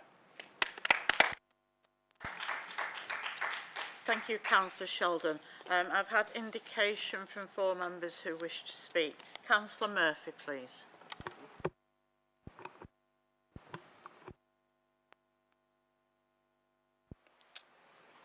Thank you, Madam Mayor. I rise to speak about the budget amendment, and Councillors Lancaster and Woodvine, I'm surprised you're still here. Is your parking not run out? I attended a meeting where Conservative councillors spoke about the very first budget amendment. That in itself is a worry. To be honest, I was a bit embarrassed for them. I heard them say it's the first budget without a researcher, and they admitted we would not know where to start without the council's finance team. We are a bit better now than we were before. Didums. The conversation with me and Councillor Gloucester in the foyer after, they openly admitted they didn't know what they were doing and had no idea where to start. And that's why they stole most of our ideas. At that time, my jaw dropped because the Conservatives have sat in many budget meetings. They've even scrutinised the Liberal Democrat and the Labour ones. But what shocks me the most is what's not in your budget amendment. The rhetoric that appears in the election leaflets, such as cutting councillors from 40 to 60, they claim 1 million, from 60 to 40, they claim would save 1 million. Or the talk of 3 weekly bin collections, bringing back fortnightly collections, or in another leaflet, weekly collections. You just can't keep up with them. But not one option appears in the budget. Their election candidate claims, and I'll just read it from them, Oldham Council halved the pothole budget. Candidate X, along with local Conservative councillors, want to invest 1.2 million extra in fixing potholes. Where's this in your proposal? We talk about the introduction of 20's Plenty, but Councillor Curley has previously spoken how Bristol has spent a significant amount of money on 20's Plenty and it did not seem to work and claimed people would not observe it. However, in another piece of Tory rhetoric, a would-be candidate seeks to introduce 20's Plenty scheme. So you're going against your own candidates. And when I mentioned Councillor Curley, last year I raised a point of order because Councillor Curley started to talk about reducing money to councillors, deputy cabinet positions and also shadow cabinet positions. What about that, he said? It was me who raised that point of order, even though my colleague Councillor Amdani got the backlash for it. Me. But yet these savings don't appear in the Tory amendment. I'd even go as far to say, since that meeting, I bet every Conservative councillor has claimed every penny and not asked for reductions in their allowance, or return the shadow cabinet allowance. Am I wrong? We only deal with facts, and to back it up, I brought with me some examples. So bring back weekly collections, 20s plenty zones. Your rhetoric is there for all to see, so you can't even hide behind it. We only deal with facts, like we said. You had time to deliver on all what you promised in your election rubbish, and you didn't. You had a chance to do something, and you did now. It's all right talking the talk, but you lot had the chance to walk the walk in here tonight, and you haven't. You've done now. And that's why we are the real opposition, and you lot are just playing at it. Apologies, Madam Mayor, for my facetious comment, but I can't resist this bit. There isn't even a proposal for cheese and wine for the lockdown parties that don't happen. Thank you, Madam Mayor. Thank you, Councillor Murphy. I think Councillor Mushtack, please. Thanks, Madam Mayor. Kind of wishing... All of that? Yeah, I know, I was going to say, kind of wishing you'd have picked me first, but it is what it is. And I moved that extension, by the way. I was enjoying myself. Thank you, Madam Mayor. I'm in my 8th year as a councillor, and this is the first time I'm speaking on a Conservative budget amendment. That's because it's the first time since I was first elected in 2014 that I've seen one presented. It wouldn't surprise you, Madam Mayor, if I, a Labour councillor, were to tell you that I was disappointed in the amendment. You might put it down to political differences or difference in ideology, which would be a fair comment. We are opposing parties, after all, with different views and values. However, Madam Mayor, disappointment wasn't the overriding emotion I felt when I read this. It was anger, and I'll explain why. At a national level, politicians do what they do. They have a national and global platform. We, Madam Mayor, are local councillors, local politicians. We operate at a ward level. We engage with the residents that are impacted by government decisions on a day-to-day basis. At the very least, we should have an understanding of what they are going through and the reasons for it. If that means an acknowledgement that some of your own party's decisions at a national level have been the wrong decisions, be brave enough to acknowledge it. But I know that's not easily done in an arena like this, so I'm willing to look beyond that. But what I cannot let go, Madam Mayor, is the complete disregard, dismissal and omission of the impact of 12 years of austerity, decimation of local government funding, benefit cuts, NHS cuts, adult social care cuts, wasted billions on contracts to friends and brazen elitism by partying away while we miss funerals and burials of loved ones. And then, Madam Mayor, to use the first budget amendment in over a decade to say, actually, the reason for this predicament is, and I quote, caused by wholesale energy price increases and worldwide disruption to supply chains caused by COVID-19 pandemic. And in this document, they go on to stress this point no less than 4 times in the first 3 pages of their amendment. On the first page, in the second paragraph of the executive summary, paragraph 1.3, paragraph 2.1 and paragraph 2.2. Food banks, Madam Mayor, began to appear over a decade ago, not long after the Conservatives took power. Homelessness has steadily increased since 2010 to unprecedented levels, but protecting its party is more important to our Conservative councillors. That the local Conservative Party has put its own party before our residents is what I can't get past, Madam Mayor. This isn't an opposition budget, Madam Mayor. This is an election campaign leaflet budget. They've produced this so that they can say, we opposed council tax, knowing that their own government has stated in no uncertain terms, if you're short of money as a council, raise your council tax because we ain't giving you any more funding. Madam Mayor, this is why I don't believe in the levelling up agenda. It's an agenda rooted in preserving the so-called former red wall seats, not improving the lives of our residents.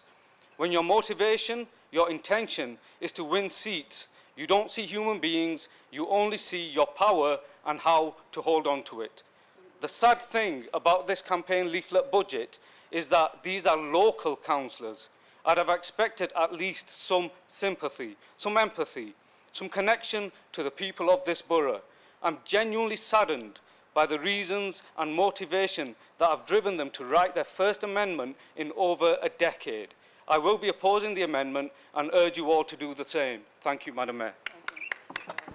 Thank you, Councillor Mushtaq. Councillor Steve Bashforth, please.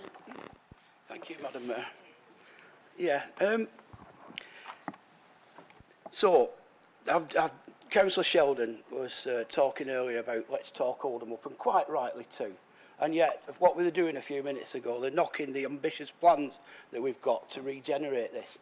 And I know we've seen plans before, but by crikey, we keep trying. You've got to keep trying. And you can't be knocked back. Powerful market forces have taken away some of our previous ambitions. So, if we didn't do the things that we're doing, people would be attacking us for not doing, quite rightly too. But I think the comments from Councillor Lancaster, I didn't know where to look, didn't know where to stand. You know, this is from a party who currently have the highest tax take ever. The highest tax take ever. The highest deficit ever. Ever. And the party that says they don't tax, and yet they're increasing national insurance, which is going to hit us a lot harder than the council tax will. But on top of that, with rising inflation, they're just keeping the tax allowances as they are, aren't they? So as effect, people will be paying more. That's in effect a tax rise. You've got all these tax rises going on, and they're coming to us saying that, you know, they're the party of no taxes. And this utter nonsense going out in the leaflets is just bordering on lies, isn't it? But won't be surprised with the stuff that's coming out of Westminster at the minute. And I was appalled to hear, I don't know who told the story about guzzling in the thing. If that has actually gone to the press, you want to be absolutely ashamed of yourself. That's worse than some of the nonsense we see on social media. So I hope to goodness that that's not true. Anyway, we've talked about the generous grants that have been given to businesses and people to keep them going, and rightly so. Rightly so. Any responsible government would do that, and I would expect any government of whatever political party or colour or attitude to support the businesses. So while, yes, it's great that what's happened, it's a good job it happened, because it was a national crisis that calls for on behind the scenes. Just wipe away the goodness, don't they, for that? We've seen it gone on. And I hesitate to say this, but I'm going to say it. Margaret Thatcher was brought up, Maggie the Milk Snatcher. Now, she was saved, wasn't she, by a dreadful war. What's happening now? A dreadful event is taking those horrible events that went on in Westminster. It's being forgotten now. And again, quite rightly so. But I fully expect everything to come back after this conflict is resolved, because we've got to focus on that and the dreadful events that are going on there. But, you know, I just can't believe that a group who are trying to take themselves seriously will claim that they're giving money to help people when they've been taking it away for years. We've heard about the National Health, the police, the fire, all the emergency services, constantly insisting that we put council tax up so that we keep the same level of income, because if we don't hit these, make these rises, then we're not going to be able to fund social services and that. And yet you're saying don't do it. It's utter nonsense. So, you know, again, I'll say it, from a party that has got the highest tax deficit, was it £2.4 trillion? Is increasing national insurance, not looking at tax thresholds, presiding over an actual cost of living crisis, to claim that they're the party of helping people and not taxing is arrant, utter nonsense. Thank you, Mrs. Thank you, Councillor Bashford. Councillor Sharp, please. Thank you. This Conservative amendment to the budget is affordable and deliverable, but most importantly, it makes sense. Residents of Oldham are telling us projects implemented by this council are not working. They are money down the drain, and we are suggesting changes for the better of Oldham.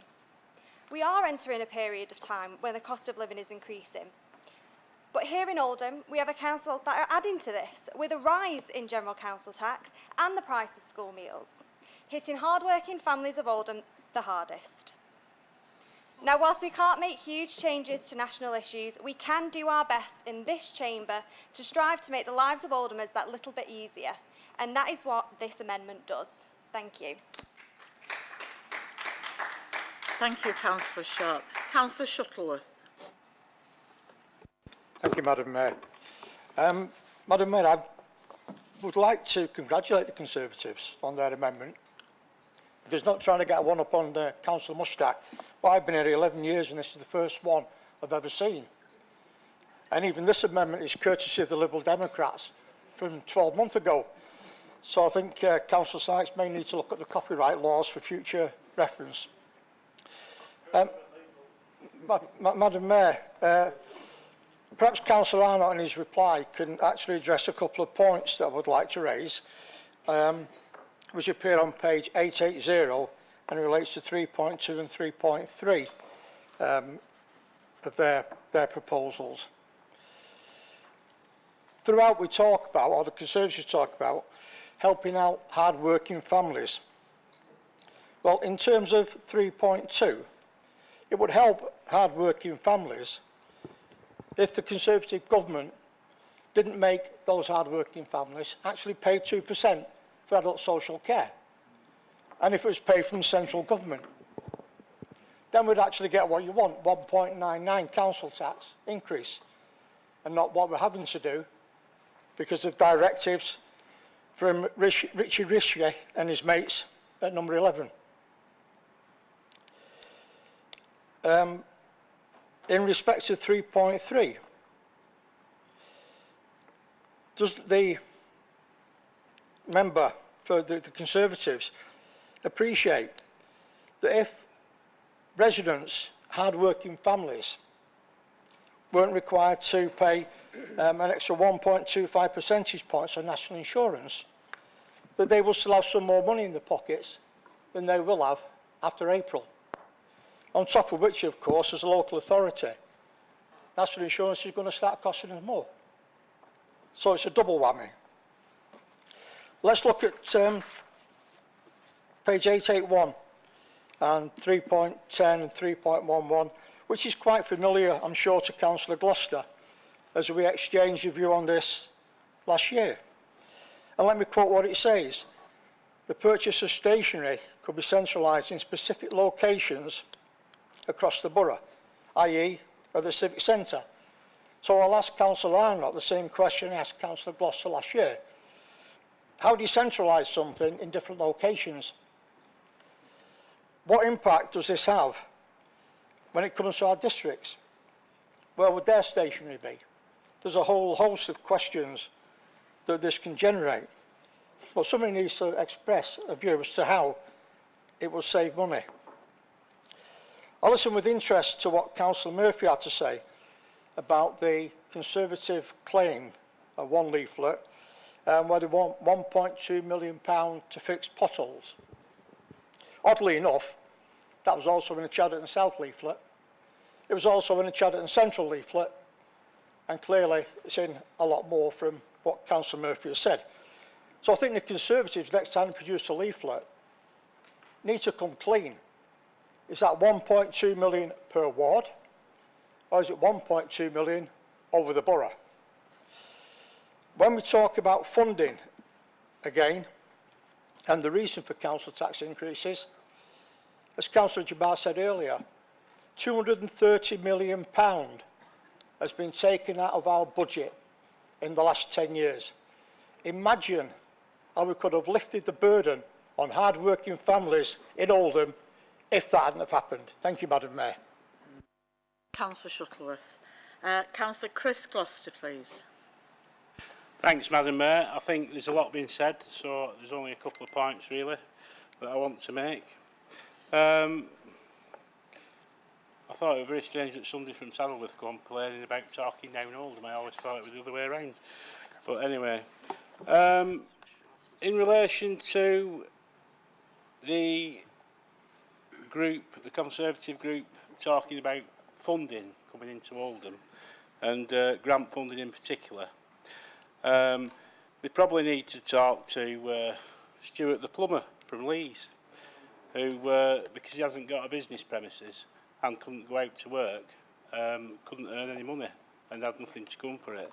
Or he needs to talk to Wendy, that used to have Oldham Glass. She hasn't got Oldham Glass anymore, but Wendy was in a unit and she really struggled to get any grant funding because her name wasn't on the rates. It was held by somebody else that claimed all the money. But what I would say is that what I will give the Conservatives is in relation to council tax, they're giving everybody £150 back up to about Bandee this time, aren't they? So, but the thing is, they're giving Oldham people who are just outside the threshold £150 back, who, if you're in a Band D house, it's going to cost you £2,120 next year. But if you live in Westminster, the council tax there isn't even £1,000, but they're getting £150 back.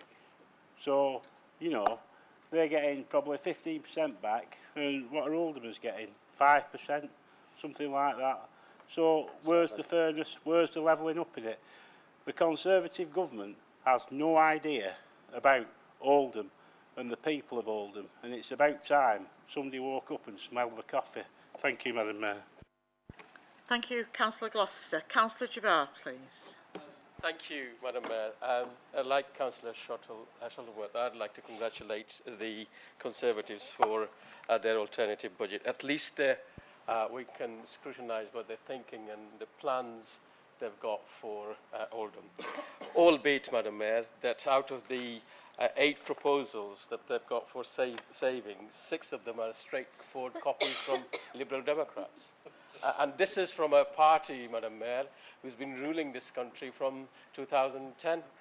I mean, it's incredible how an administrative, a party which is leading the country for all this time is not able to put together a decent alternative proposal.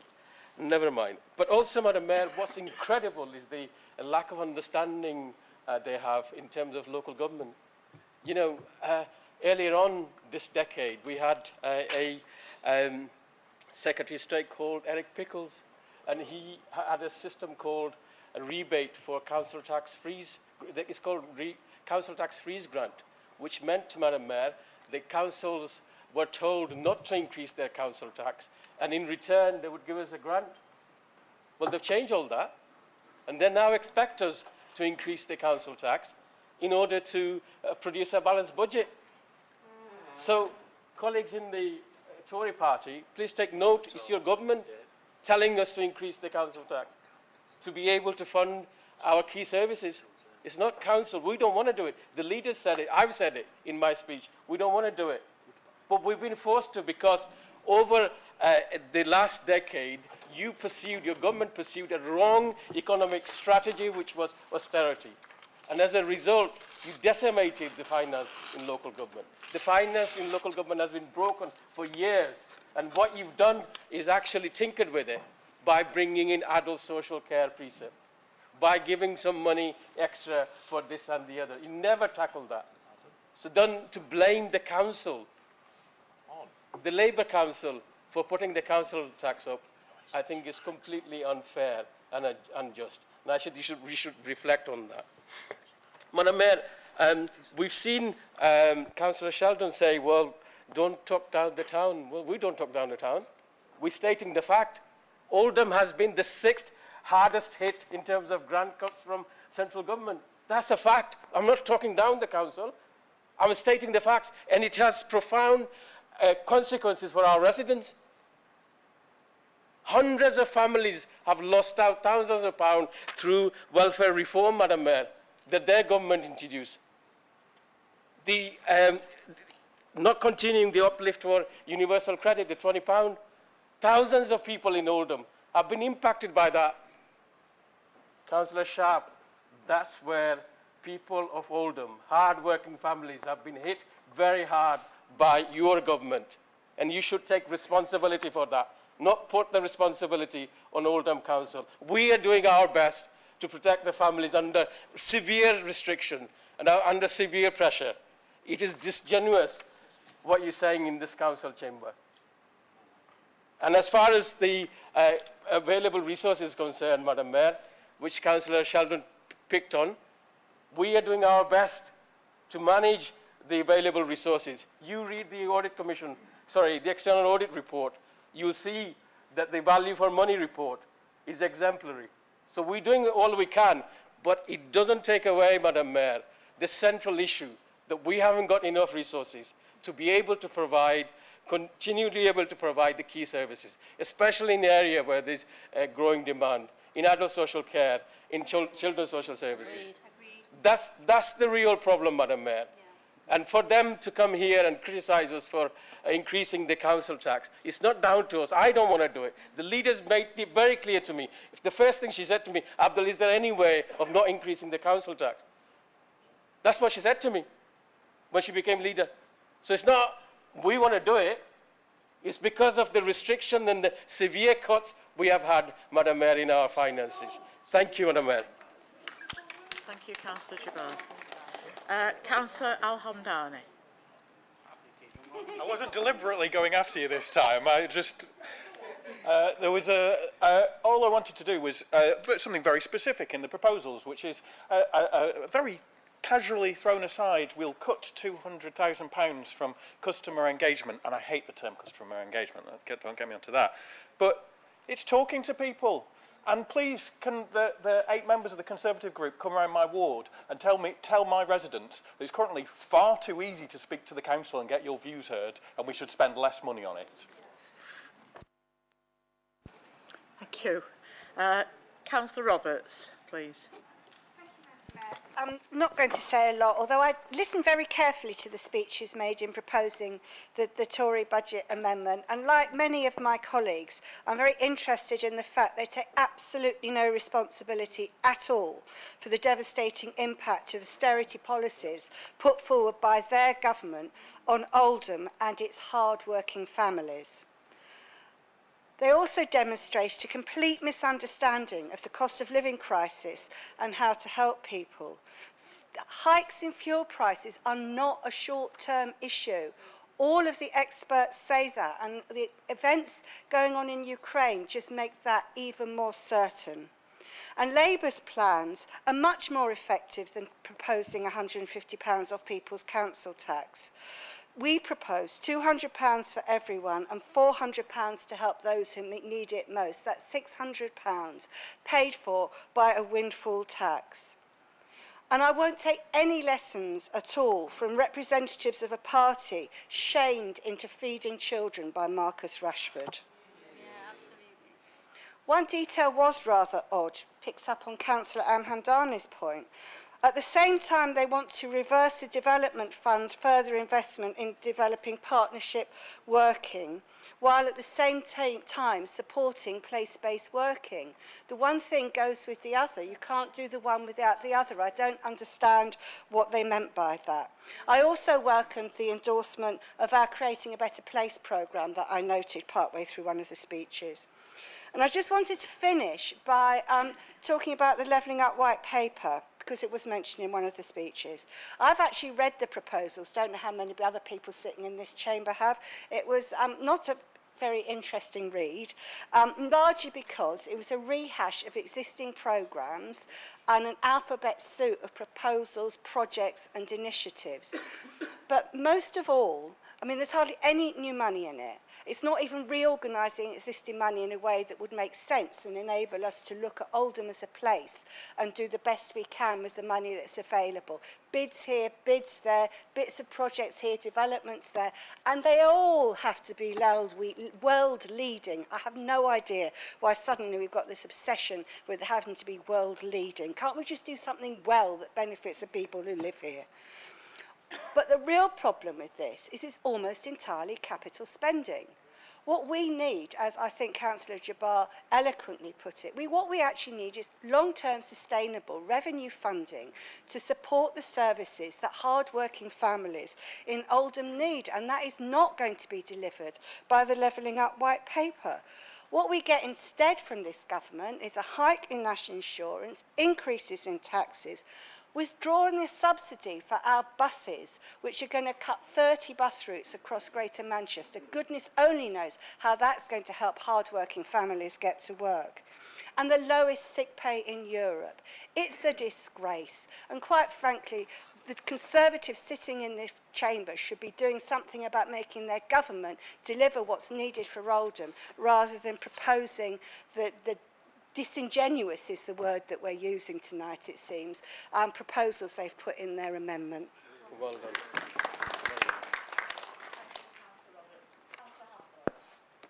Thank you, Madam Mayor. I wasn't thinking of speaking, but then Councillor Lancaster said something which got me thinking.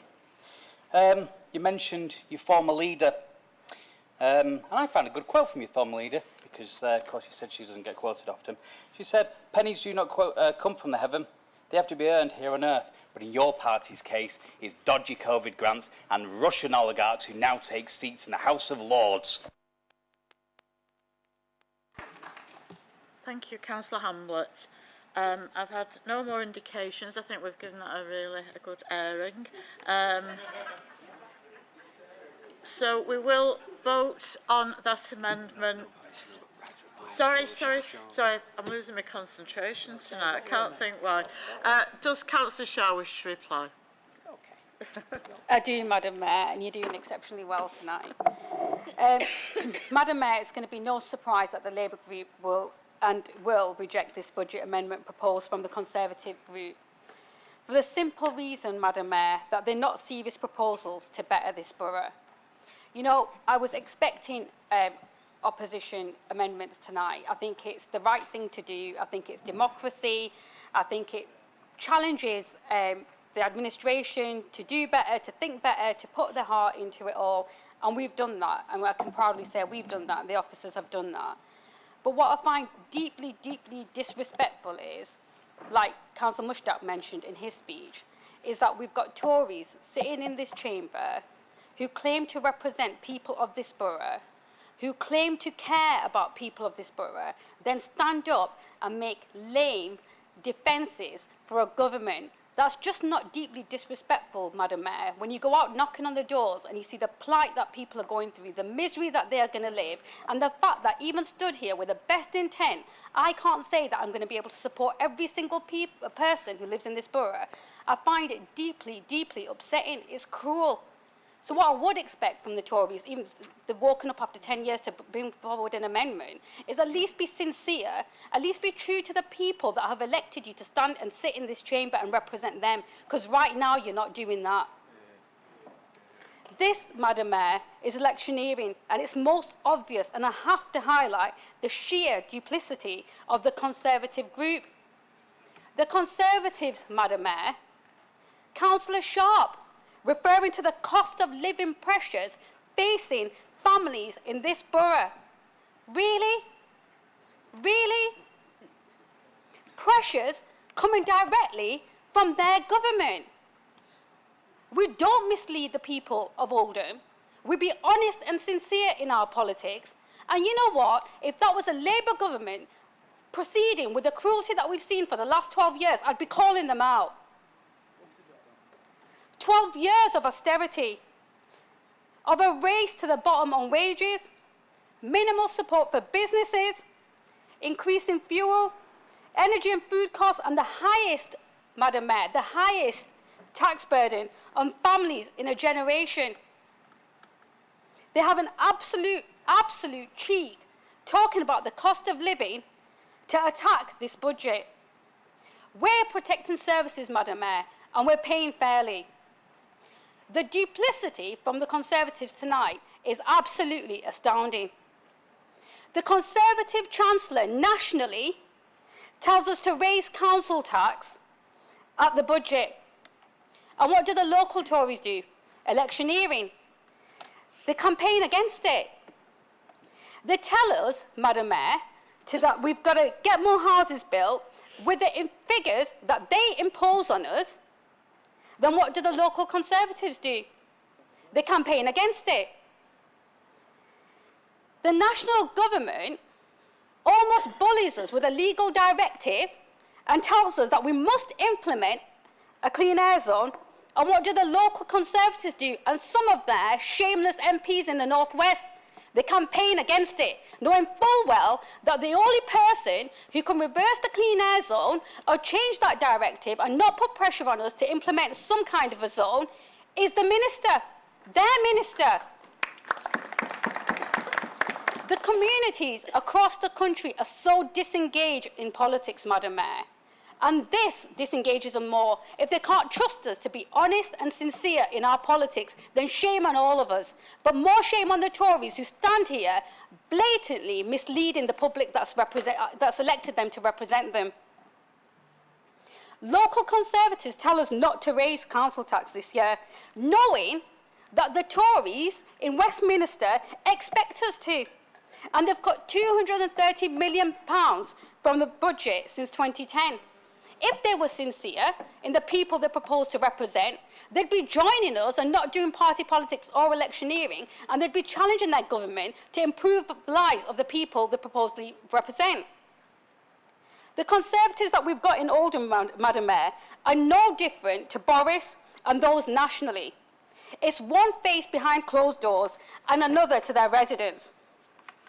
Well, if you're watching this tonight, and this seems like a simple vote to raise council tax or not, know that it's nothing or anything but simple. No one, Madam Mayor, gets elected to raise taxes. I certainly didn't. I think council tax is regressive and benefits leafy southern shires, and if there was any other way to raise this money, Madam Mayor, I would have grasped it with open arms. This budget is already balanced using one-off measures. Our reserves aren't high, Madam Mayor, and our Section 151 officer and auditors tell me that they are adequate for our level of risk. Reserves aren't a piggy bank. They aren't even money for a rainy day. Reserves are held for a purpose, and that's to either underwrite debt or await a potential, God forbid, liability. Yes, we've used them occasionally in the last 12 years of austerity because we've had to, but frugally and sparingly, to support essential services facing unprecedented demand. But we need long-term solutions to our underfunding crisis, not one-off election ploys that only worsen the challenges we face next year and in coming years. This amendment, Madam Mayor, is not only unsustainable, but it represents really dangerous and really lazy politics. And by God, doesn't Oldham deserve better than the populism we've seen from the Tories in the chamber tonight? Claiming to use reserves like a sort of get-out-of-jail-free card because it's an easy political ploy. But the reality is, Madam Mayor, that we lose money next year and the year after that and the year after that. This doesn't actually cost £2 million this year. It costs £2 million next year, plus inflation, building up problems for the future. When you're given authority or the responsibility for resource, Madam Mayor, you spend that wisely. You don't do it recklessly, and you certainly don't do it for electioneering. Their big suggestion that wasn't copied from the Lib Dems seems to be a £10,000 cut in stationery spend. Are you really, really serious about wanting to run this council, or is this just all to get some more media attention? Madam Mayor, they're just not serious representatives. We need ambition for this borough, not attention-seeking. But what's clear is that only Labour has the vision to protect vital services and invest in the future. Oldham's Tories would rather play politics. They fail to grasp the weight and magnitude of the budget challenge facing us and the decisions required of us in the name of our residents. Well, I say shame on you. Residents deserve polling day, and what we'll say to the people of Oldham and the Tories in this chamber is roll on polling day. Thank you. Thank you, Councillor Sher. Councillor Arnott, do you wish to reply? Thank you, Madam Mayor, and thank you everyone for your kind words. It's been a blast, honestly. I knew we were in trouble, the amount of stick we were getting, and we hadn't even got to our amendments, so by the time we finish with the Lib Dems and get to us, this is going to be something to remember. Okay, there has been... I'll buy you a drink after. You'll do for me. Okay, there has been plenty of contributions. I'm not going to address them all individually. I'm going to make a couple of points. I'm going to correct a couple of misconceptions. I'm not going to go on a rant. I'm not going to get in a soapbox. I'm not going to spout party political conservative rhetoric, because I have to tell you something. I've got no influence at all about what Boris Johnson does. And even less surprisingly, probably, I don't know any oligarchs at all, and I probably never will. We looked in very short order at a measure which we could do, which we hoped would provide a little bit of assistance and comfort to a wide range of people. And the obvious solution for us was to try and, over a one-year period, put the council tax on freeze, because it will hit every household. Now, it's not a massive amount of money, and it doesn't take a massive amount out of the budget. But what we're sure it does, it distributes it right across the borough. It doesn't matter whether you own your home, doesn't matter whether you live in social housing, doesn't matter whether you rent a flat, doesn't matter whether you live in a big house on Tandle Hill or you live in a little terraced house like me. Everybody gets the benefit from it. And that was the reasoning, some of the reasoning behind the way we went this. We could distribute some help right across the borough easily, and that's the key to this. Now, I'll just create a couple of points. I never criticised anybody for raising the council tax, and I must say, Councillor Bell, you're wrong on that one.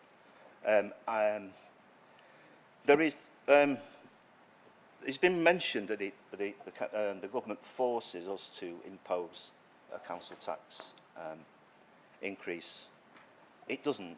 It's an expectation. It's not an obligation. It's an expectation. I was 60 last Friday, and this is going to shock a lot of you. I really was 60 last Friday. And in my 60 years, I've been subject to a lot of expectations, and a lot of them have been massively disappointing. But I have to tell you, it's an expectation, not an obligation. We're not obliged to raise council tax. And so we chose, in this instance, and this is going to be what we used to refer to in the army as a pretty crunchy tour the next 12, 18 months. So every little bit helps. This isn't electioneering. This is a way of distributing a little bit of help across the board. I'm not going to go on, because I think I've made a point.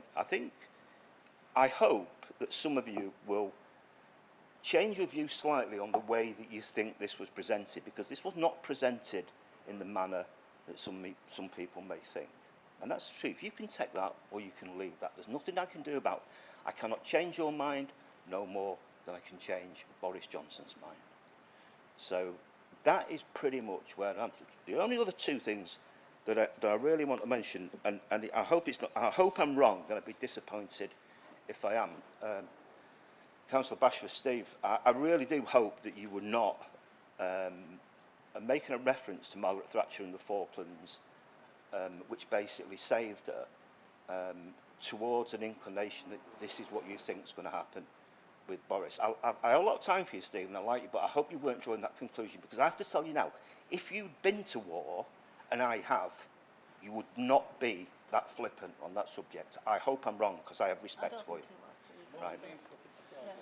Right. Okay.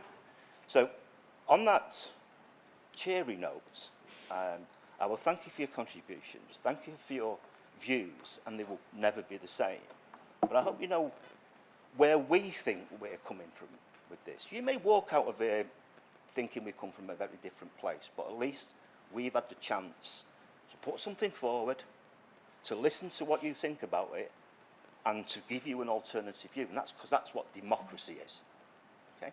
So there we go. That's me done for probably another year. Thank you very much, Madam Mayor.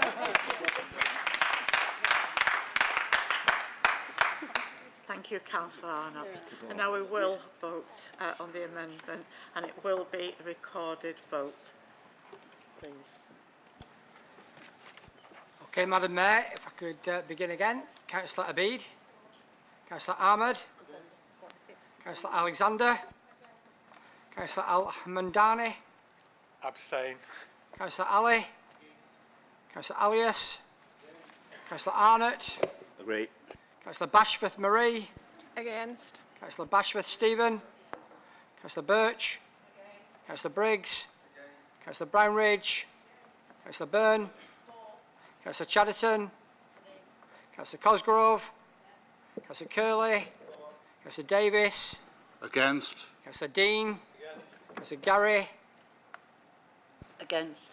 Councillor Gloucester Chris, Councillor Gloucester Hazel, Abstain.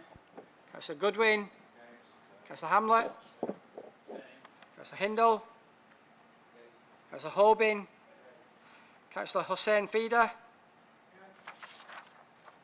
Councillor Islam, Against. Councillor Jabbar, Councillor Kenyon, Councillor Lancaster, For. Councillor Malik, Councillor McLaren, Councillor Moores, Councillor Murphy, Councillor Mushtaq, Councillor Fithian, Against. Councillor Roberts, Councillor Salamat, Councillor Shah, Councillor Sharp, For. Councillor Sheldon, Councillor Shuttleworth, Councillor Stretton, Councillor Surgeon, Against. Councillor Sykes, Councillor Taylor, Councillor Tour, Against. Councillor Wilkinson, Councillor Williams, Councillor Woodvine, Councillor Harrison. Against. I declare the amendment is lost. The amendment to be debated next is as circulated to members. I call on Councillor Hoban to move and Councillor Wilkinson to second the amendment to the revenue budget as circulated and detailed in the Council summons. Councillor Hoban, please. Thank you, Madam Mayor. I propose this amendment and I'll speak on it before the seconder. And thank Councillor Arnott for ceasing the tension in the room. It's been a bit intense tonight, and I'm quite glad that Councillor Murphy's a couple of rows in front of me. I don't want that attack dog on me after. So, our budget, this is nothing like the ones that have been before. This is just it's not a big wish list, it's just a small, possibly high impact proposal. And I'd like to put it for you in this way. Firstly though, if I take politics out of the picture, I'd like to thank Anne Ryans and Mark Stenson and the whole finance team for the work in putting all the figures and the reams and reams of paperwork together for all the parties and this year's budget. In the finance team, I think we're fortunate to have leadership to act as custodians to our resources and manage them well. Having sat on many audit committee meetings and learned how some council authorities have been led into almost catastrophic situations, I'm grateful that we have Anne and Mark to guide us, and I believe that their professional integrity, which they hold very dear, will ensure good practice, minimal exposure to risk and a solvent future for us. Now I'll get to the politics.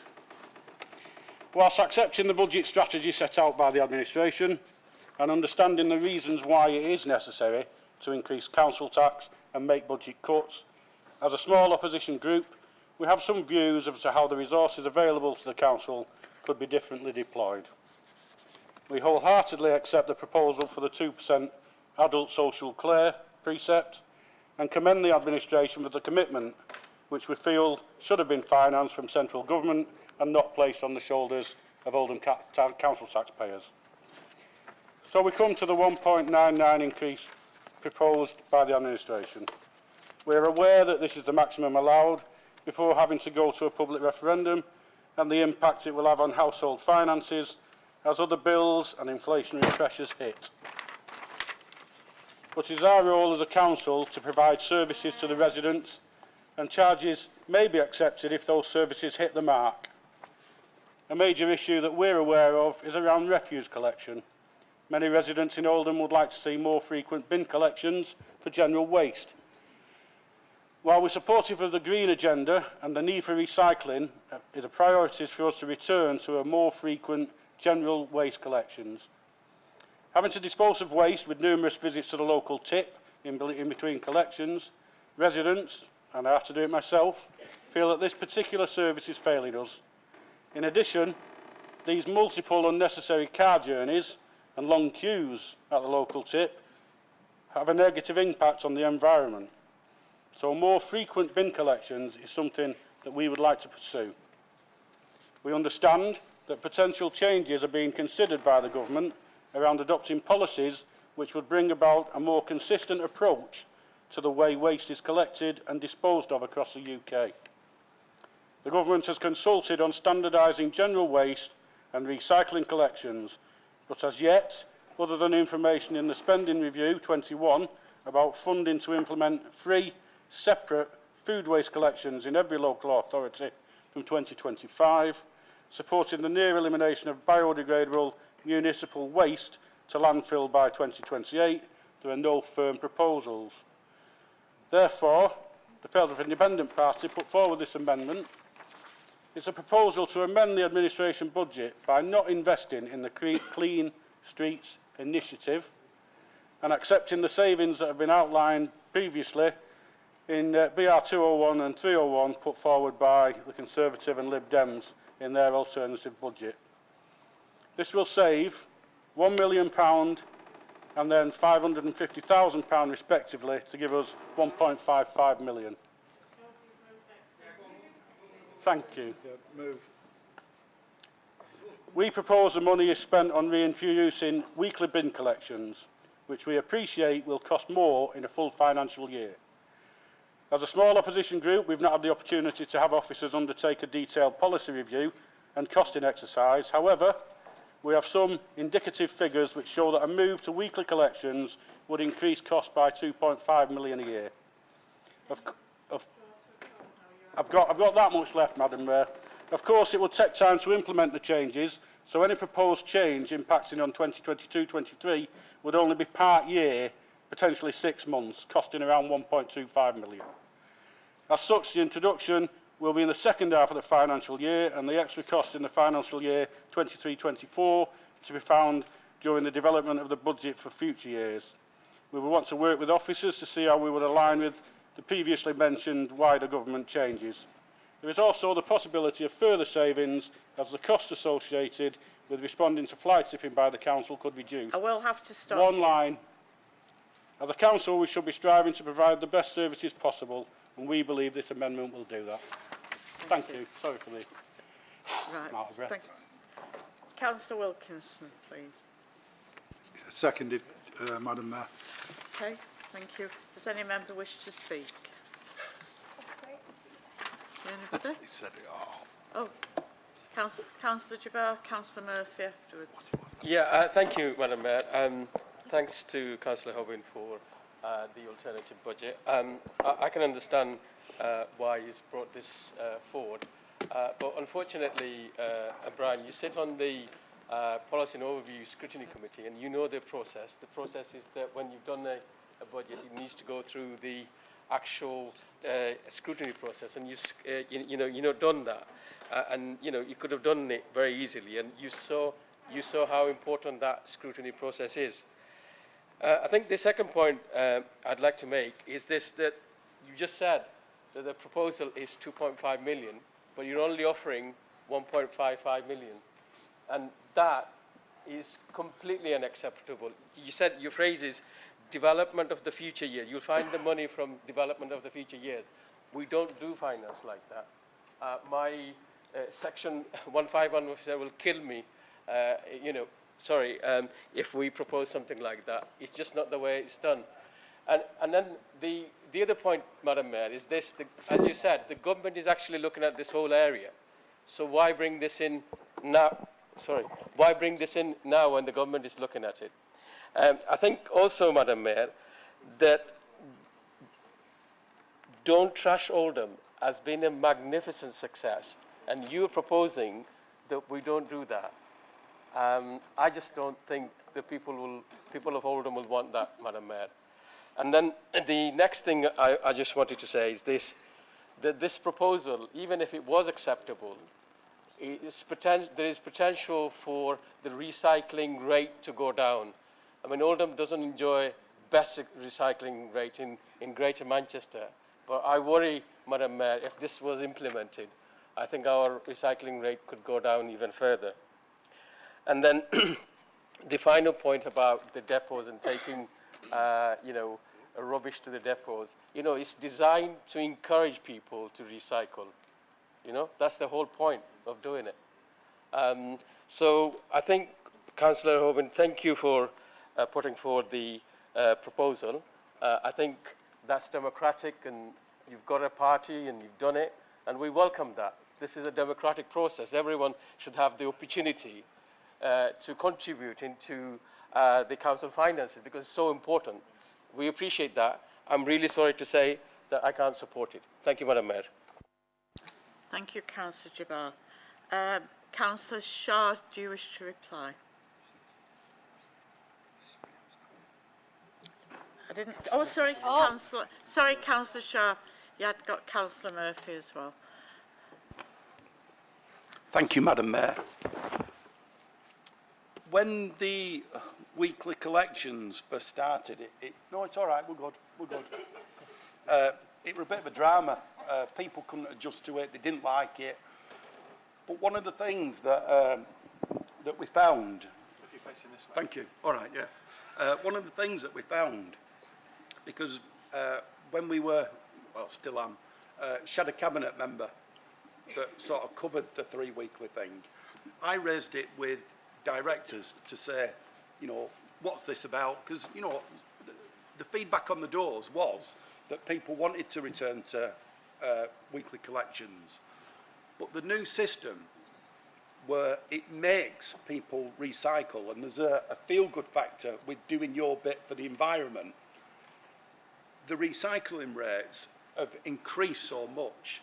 And for every black bin weekly waste that goes to landfill, the council get charged on it, so it would cost fortunes. I'd urge you to have a chat with Craig Daly. He's a fantastic officer, and he'll tell you how it is. I've certainly had briefings with him before now about the weekly collections. What that bloke doesn't know isn't worth knowing. So it sounds great on paper, returning to weekly collections, but initially there'd be a cost for setting it up, so it would cost fortunes to get weekly up and running again. But after that, there's the extra cost of it going to landfill. And like I say, I've never recycled so much. I've got my blue, my brown, my black waste, and the food waste, because I'm an advocate for recycling, and people love it. You won't believe the amount of stuff and recycling rates that the people of Oldham have done because of this measure that's been in place. So I just wanted to say, have a chat with Craig, and he'll run through it with you. And I am more than convinced you would be an advocate for the 3 week, for the system that's in place now. Thank you. Thank you, Councillor Murphy. I think that's it. So, Councillor Shah, please, if you wish to reply. Oh. Madam Mayor, Councillor Holborn referred several times tonight that they're a small party, but you didn't really need to reflect it in a small amendment. Madam Mayor, if you're going to put forward an amendment to the administration's budget, whilst I appreciate it, I'm going to respond and take it quite personal. Madam Mayor, it is clear, very clear actually, that minimum effort has been put into this rushed, badly thought out amendment. That said, I do welcome the support of the Failsworth independent groups for 90% of this budget proposals.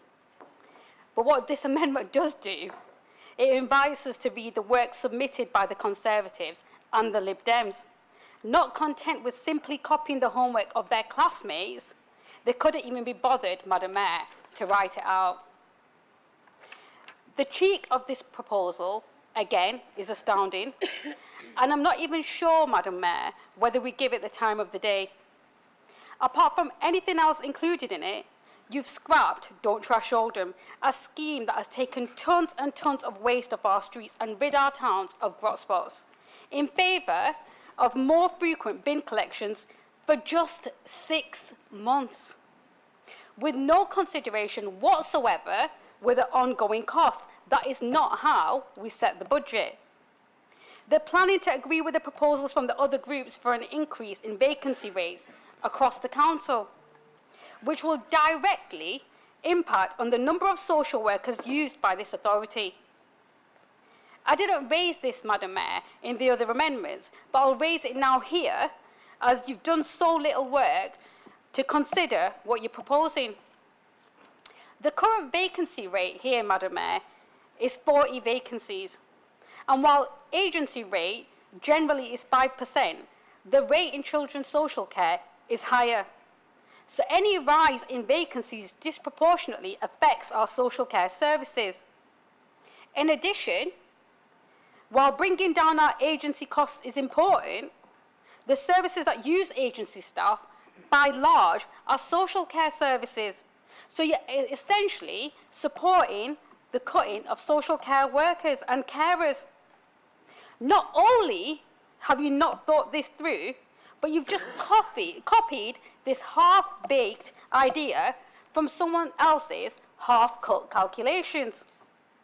On weekly bin collections, Madam Mayor, we've only been able to keep our levy to the Greater Manchester Waste Disposal Authority low because of improvements we've made to recycling rates, like Councillor Murphy alluded to earlier.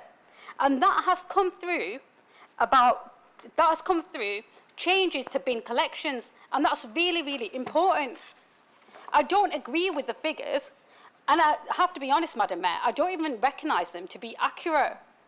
Clearly, the cost of bin crews has been accounted for, but not for 1 second the inevitable cost and increase in our waste levy, or indeed our agreed contract with the Greater Manchester Waste Authority. Is he suggesting, Madam Mayor, that we collect more rubbish and that we store it in a council warehouse somewhere, like a massive bin? Where is this waste going to go, Councillor Hoban? I mean, we're going to have to start referring to you as Councillor No Bin. This is outrageously under-researched and shows a real lack of attention to detail. Not only that, but it's an outright contempt for our residents again. No doubt they'll parade on social media that they've tried to bring back weekly bin collections, while no marks for achievement, no marks for behaviour, and no marks for effort, because this amendment is poor, poor, and very poor. Thank you, Madam Mayor. Thank you, Councillor Sher. Does Councillor Hoban wish to reply? I thought it wasn't going to get shouty, but it did in the end, and obviously all the seals clapped at the end of your speech there. But there's a couple of things. We're here to represent residents, so we put forward an amendment that a lot of our residents would like. That's all we've done. We've gone to the finance team and asked for figures. We've looked at what's being done, where we can get the money from, and that's what we've put forward. We're not brain surgeons. We've gone and asked for the figures and brought it to the table representing the people that we stand for, and that's what they've asked us to do. So don't have a go at me. Don't have a go at me for coming in this chamber and representing my citizens, because that's what I'm doing, putting a proposal forward that they want. Ill thought, not accounted for. When Councillor Jabbar spoke about the scrutiny on it, the scrutiny has already been done on 2 items of it, which are the amendments that we did take from the Conservative and the Lib Dems, and from the scrutiny on your own administration's £1 million for the Don't Trash Oldham. And it's not that I don't like the Don't Trash Oldham. It has done a good job, although it hasn't reached Failsworth yet. It's taken a long time to get places. But if we can use that money to give the residents a better service, that's what we should do. And it may be that other areas take a leaf out of Failsworth's book and have volunteer litter busters that go around cleaning up. We don't need millions of pounds to clean our own area up if we're proud of it and we've got residents that want to do it. The Labour Party might even find some candidates from the litter busters like we have if they were to go around and clean their own areas up and not spend £1 million on it. So don't have a go at me. Don't have a go at me for bringing something to this chamber for the residents of my area. Can we just keep just one speaker, please? Point of order, Madam Mayor. What's the point of order? The point of order is the central proposal to bring in the weekly collection has not been to the scrutiny committee. That is a fact. And he sits on it. It's not a point of order, it's a point of personal explanation. Yeah. That's not really a point of order. Okay. It's a point of personal explanation. It's a point of explanation. Carry on, Councillor Holman, but can we just cool it, please? Oh no, you're telling me at the end of the meeting to cool it after all that's gone on today. I will just finish by saying that's all I'm after. I'm speaking to everybody. Okay. All I wanted to do was put a proposal for my residents, and that's it. It will get voted down, I know, because the administration will have been told to vote it down. But it's my job, and it's the job of our Failsworth councillors to fight for Failsworth, and that's what we're doing tonight.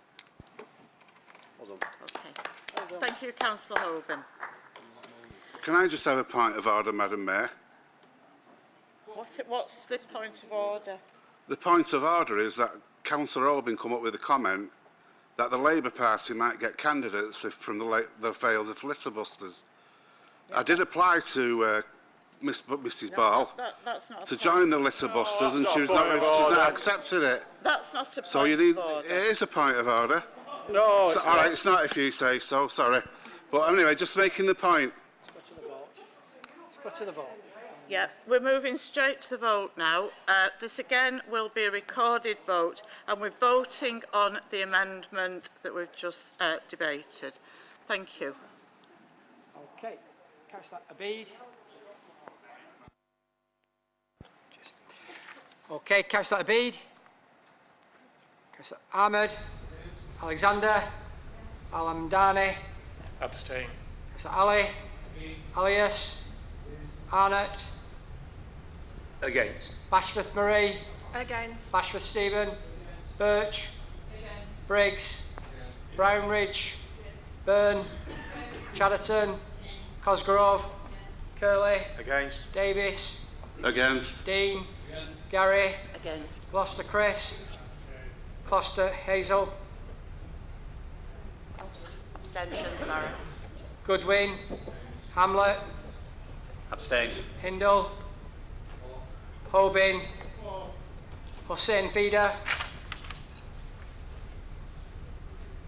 Islam. Against. Jabbar. Against. Kenyon. Lancaster. Against. Malik. McLaren. Moores. Murphy. Mushtaq. Fithian. Against. Roberts. Salamat. Shah. Sharp. Sheldon. Shuttleworth. Stretton. Surgeon. Against. Sykes. Taylor. Tour. Against. Wilkinson. For. Williams.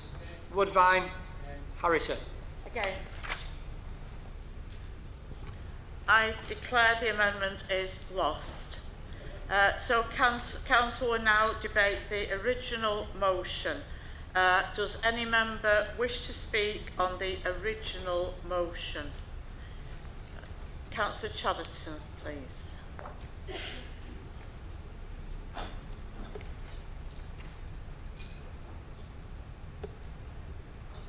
So I was going to say, do you want to take everybody's names first? No, I'll just use that. Okay, to that. Okay.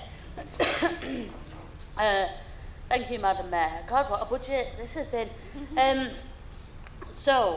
rise to speak in favour of the administration budget, and particularly around the investment of Don't Trash Oldham, which I'm sure the Chamber will be thrilled about, because actually, whether you call it Don't Trash Oldham in terms of what we proposed or what the Conservative or Liberal Democrats, or even what the Failsworth Independent Party have proposed, it's all in the same thing, isn't it? It's all around a drive to clean up the town in one way or another, because our residents have come to us to say it's not good enough, and we've all come forward with a different proposal. But the end game is ultimately the same, isn't it? So, when Councillor Shah became leader last May, she was very honest in her opinion about the perceived nature of the council moving away from our residents, about the desire to do something fundamentally different, to take us back closer to our residents, and since then has been absolutely unflinching in a, desire to have a resident-focused council. You know, that has been the single biggest issue for us over the past 6, 7, 8, 9 months. And I think as a Labour administration, and obviously it's true I think of all 60 of us giving the contributions tonight, we heard loud and clear on the doorstep in every single ward in this town that the state of Oldham, the amount of waste, the dumping, the fly tipping, and it had increased to such an extent that people felt they had never seen that way before. What Don't Trash Oldham was, and is our commitment to invest in every single ward in Oldham, whether that's in Failsworth or that's in Saddleworth. We would clean every street, every road and every alleyway. But it was more than that. It was a longer term investment. We've recruited additional fly tipping teams, we've increased the number of enforcement staff, because I agree that this isn't just about picking up waste. Those people that think it is acceptable to do this have to take responsibility for it, and we've increased staff to move forward on that. We've also increased and recruited to 5 new engagement officers, 1 in each of our districts. Yesterday marked the 6-month anniversary of Don't Trash Oldham, and in the 6 months we have deep cleaned 9 wards in Oldham. We've cleaned 292 alleyways, we've cleaned 1,755 streets, and we've cleared over 150 tonnes of waste from this town. In addition to this, we've also handed out 301 fines and prosecuted 18 people for environmental crimes. And this is important because there's a narrative sometimes that we don't do much about enforcement. But this whole neighbourhoods budget is less than 2% of the revenue budget of this council. But what we are the 3rd highest in Greater Manchester for enforcement action. You know, so in terms of that, we are punching above our weight. But the ambition, obviously, is to be number 1 in Greater Manchester. We have also knocked on over 18,000 doors and had conversations with thousands of residents. As councillors, we often joke about the importance of bins to our residents. I think it's a mantra up and down the country for all councillors that we can do a lot, but we cannot touch people's bins. But the whole notion of not messing around with residents' bins is wider than that. It's fundamentally about providing a good service in respect of what people actually see. The majority of residents in Oldham judge the council on what they see when they come out of their front door, on what they see when they go to the supermarket or they take the children to school. And this can be seen by the fact that 50% of all inquiries into this council come through the neighbourhoods portfolio. Now, do I think cleaning up Oldham is as important as child or adult safeguarding or finding a solution to the social care funding crisis? No, I don't. But I do think it speaks to something wider about the values that we hold and the pride that we take in the town. To some extent, the impact of Don't Trash Oldham can be seen in, notwithstanding the Failsworth Independence proposal, the fact that the 2 main opposition parties have kept the proposal in their alternative budgets tonight. Madam Mayor, we are only 6 months into Don't Trash Oldham, but what a start it has been, and I cannot be prouder of that neighbourhood team and what they have done in such a short amount of time. The response from our residents is overwhelmingly positive, and I'm thrilled that this Labour administration is committing a further £1 million to build on what we have achieved so far. Thank you, Madam Mayor. Councillor Woodbine, please. Thank you, Madam Mayor. I do rise to oppose the budget. However, before I do, I must say the devastating scenes we are witnessing on the continent put into perspective the situation we are in here and make the matters we are debating tonight seem very inconsequential.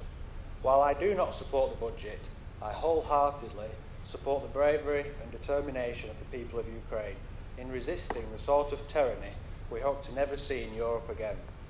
Not so long ago, many Oldhamers died fighting in Europe, and the actions of Mr. Putin are making a mockery of these sacrifices in this country and many countries around the world made for the cause of freedom. It is thanks, give me a chance please, it is thanks to that freedom that we may disagree politically, but we should always be respectful of one another as people, regardless of politics. Now let's get back to the budget. Thank you. Rather than spending money excessively, this council should be saving money. I'm very sorry that the government hasn't written a blank cheque for you, but I'm afraid to say that eventually money does run out. Councillor Jabbar, if there was to be another Star Wars sequel, it would be set in Oldham and called The Finance Menace, or perhaps The Empire Hikes Tax, and you'd be the main character. As we expected, this budget shows Labour does not have a magic money tree. They simply plan to place a greater financial burden on the people of our borough. This is thematic of Labour, and they'd do the same if they ever got into government. I'm pleased to say that's very unlikely, looking at the state of their party.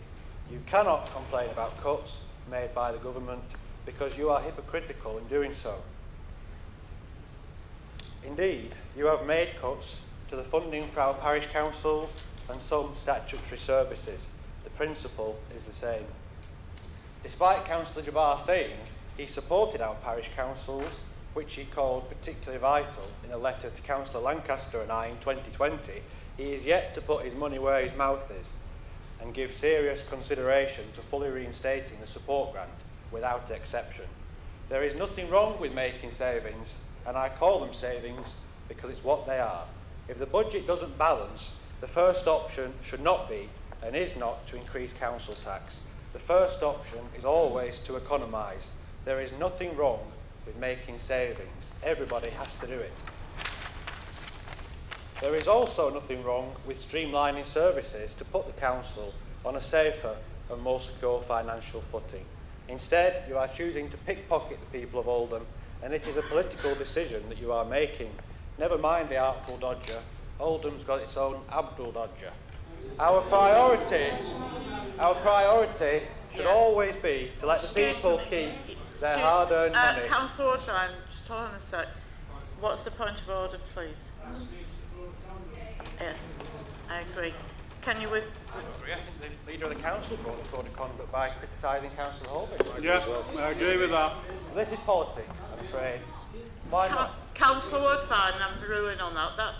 That did step over the mark. Why? Yeah. Well, I take it back, but it's a culture reference to Oliver Twist. Thank you. Right, carry on.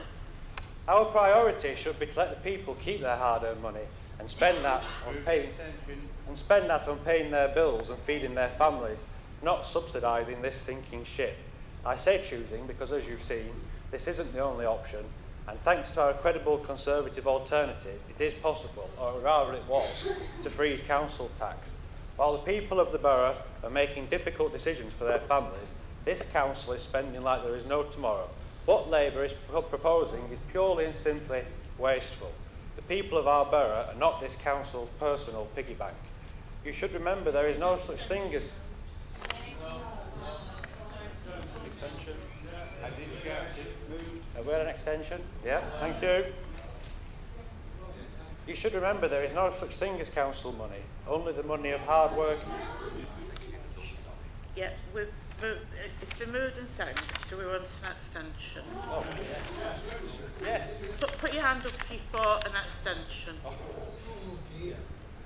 No, sorry. Point of order, Madam Mayor. I did shout to move extension when the yellow light came on.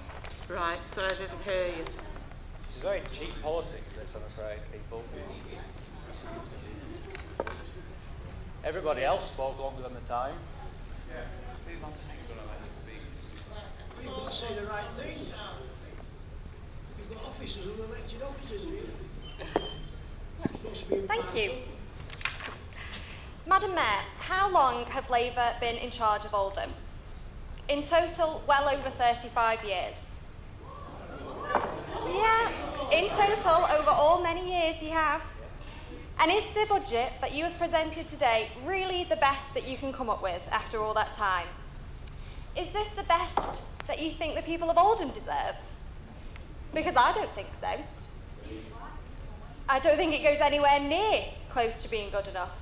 And it's time this Labour-run council stopped blaming everyone else, including the Conservative government, for their failings, and perhaps look a little bit closer to home. Because after all this time, what have you got to show for it? Failure. Failed over-budget projects, and worst of all, broken promises to the residents of the borough, let down year after year by Labour. To say the Conservatives are not committed to levelling up Oldham is quite clearly wrong. But to say this Labour Council, which are, to quote the leader, all talk and no action, is quite clearly true. It's also true that it is this Labour Council that has decided to rise council tax and not the Conservative government. And it is the Labour Greater Manchester Mayor that has also decided to add to this. And let's not even start on the Clean Air Zone charge. And I do say charge, because despite what Labour councillors have said tonight, Andy Burnham did have a choice, and he chose the charging option. I'm sure I speak for thousands of Oldhamers when I say I am incredibly proud to be from Oldham with our rich heritage, but now I am embarrassed by what our town has become. This budget shows that Labour has no ambition for the borough, and they will settle for more of the same, failure. The hardworking people of Oldham deserve the best, and it is our job as elected representatives to make this happen, and that is why I will not support this budget. Thank you. Councillor Sharp. Councillor Hamblett, please. Thank you, Madam Mayor. One second. I actually want to speak in just regards to the actual parts of the budget and not too over political. Right. So I'm rising to speak on page 504 in the administration budget, as I do query the how the administration has come to this decision. Everyone's now flicking through the books. The Cabinet Member for Housing and Finance earlier said in the meeting how the cost of living is actually going up and he's going to be making harder, and the front bench and officers heralded the Maid in Oldham and, of course, having a resident focus Oldham in the comms. What about grown in Oldham? You see, in the report pack it actually states this very project can help our residents learn new skills, grow fresh fruit and veg in the community, yet even in the report it also states community groups may face a greater challenge re-establishing themselves since COVID without the council's support. It also states a detrimental effect on the loss of well-being without the council's support. Importance of the programme in building confidence, linking people to employment. This also adds with the loss of staff and their expertise and a big detrimental impact on the availability of locally grown, healthy food, including supply to food banks. It also adds here, ceasing this programme at this stage will also remove the activity which closely links to the ambitions and visions for Northern Routes and creating a disconnect in local policy. I thought Councillor Jabbar really loved Northern Routes, so I just don't get the disconnection there. So surely this shows that Get Oldham Growing is a good thing, and this brilliant part of public health we shouldn't lose. Can we have a deeper look into this and ensure that this service is saved? Because I'm sure folk want food and not glossy graphics of hotels and mumps and, you know, relived projects that may or may not come to fruition. Thank you, Madam Mayor. Thank you, Councillor Hamblett. Councillor Sykes, please.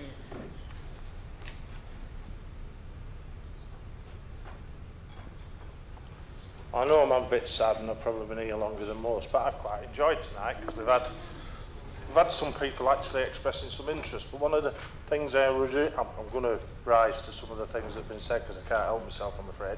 But what I wanted to get up and talk about that nobody else has talked about tonight is the inequity of the council tax. It is so unfair it penalises places predominantly in the north and poorer places. And when I say poorer, I mean less economic active. They're not poorer. I think we've got, in terms of countryside and other things, we're one of the richest borough that exists. But it penalises. It penalises us because if you just look at it, and my colleague, I think it was lost a bit in the blizzard, Councillor Gloucester hinted at it. So let's just talk about the government's great handout of the council tax refund of 150 quid. Hey, you know, great. Anything's better than nothing. But have we thought it through? So, first thing is, that's 150 quid off your £830 bill if you live in Westminster. But it's only 150 quid off your £1,200 bill if you live in Oldham. So disproportionately, the wealthiest who live in houses worth millions, because that's what a Band A house is worth in Westminster, get more wonga than people who live even in a Band A tourist property in Oldham in terms of percentage of what they pay. Now, if anybody can explain to me that's fair, equitable and levering up, well, I'll buy you a drink, or even two. It's just not fair. And then the other bit they've not thought about is if you don't pay by direct debit, and people who are tight on money, who dodge and dive, are the people who don't pay by direct debit, are just the people that need this money. They're not going to get it just in time. And I'm pleased to see our council, along with many others that represent similar geographic makeup as we do and similar demographics, are trying to encourage as many people as possible to get on direct debits. Not because it just makes sense for us, but it actually means the people who need it the most will get it sooner. And that's just not been thought through. We touched earlier on, and there has been some government help, let's not forget that, but we've talked about two different things, and there's two elements of council tax increases now, and let's look at that. So the first one is the social care precept. Nobody in this chamber has argued against that, and very nicely we've all complicitly accepted the burden of taxation for looking after some of the most vulnerable in our community continues to be moved from national government to local government. Full stop. It's been happening for years, and we've still not got anything. We've not got DIL not implemented or anything like that in terms of what we do about adult social care. And then we've got a national insurance rise coming soon, which will hit those just above the threshold the most, including many of those people who work in social care. And just remember what that money's for. It's for the NHS. Don't begrudge them a penny. And somewhere down the route, some of it's going to come to our way. Well, I'll tell you now, I will predict we will never see a penny of that money for social care in our borough, and neither will any other local authority. Yeah, we have, Madam Mayor, I agree. I'll be very brief, Madam Mayor. Councillor Roberts talked about bus cuts. There are 30 major routes that will just stop working when we get to the end of March, because there was a big dollop of money the government, rightly so, gave us to transform bus services. But what they've decided now is to knock it off the city grant deal we've already got, and also knock it off the COVID support. So we've actually got less money to spend on bus services when we get to the end of March than we are. So 30 major routes across the conurbation, a number of those are in Oldham. Bus services are the connectivity for the vast majority of our population who haven't got a car. What's that going to do to our economic ability? Who knows? And the last thing I'll sit down on, Madam Mayor, because I know you'll sit me down, is the Clean Air Zone. The scheme was designed in Greater Manchester, but let's not forget, a government minister signed it off. So for me, worst of both worlds. Designed by Labour, signed off by Tories. Is it any wonder it's a car crash? Thank you, Madam Mayor. Thank you, Councillor Sykes. Councillor Al-Hamdani, please. Thank you, Madam Mayor. Very small point. Just a definition of the word hypocrisy. When Councillor Jabbar was criticised for not putting the grants back for parish councils by Councillor Woodvine, you voted against it an hour ago.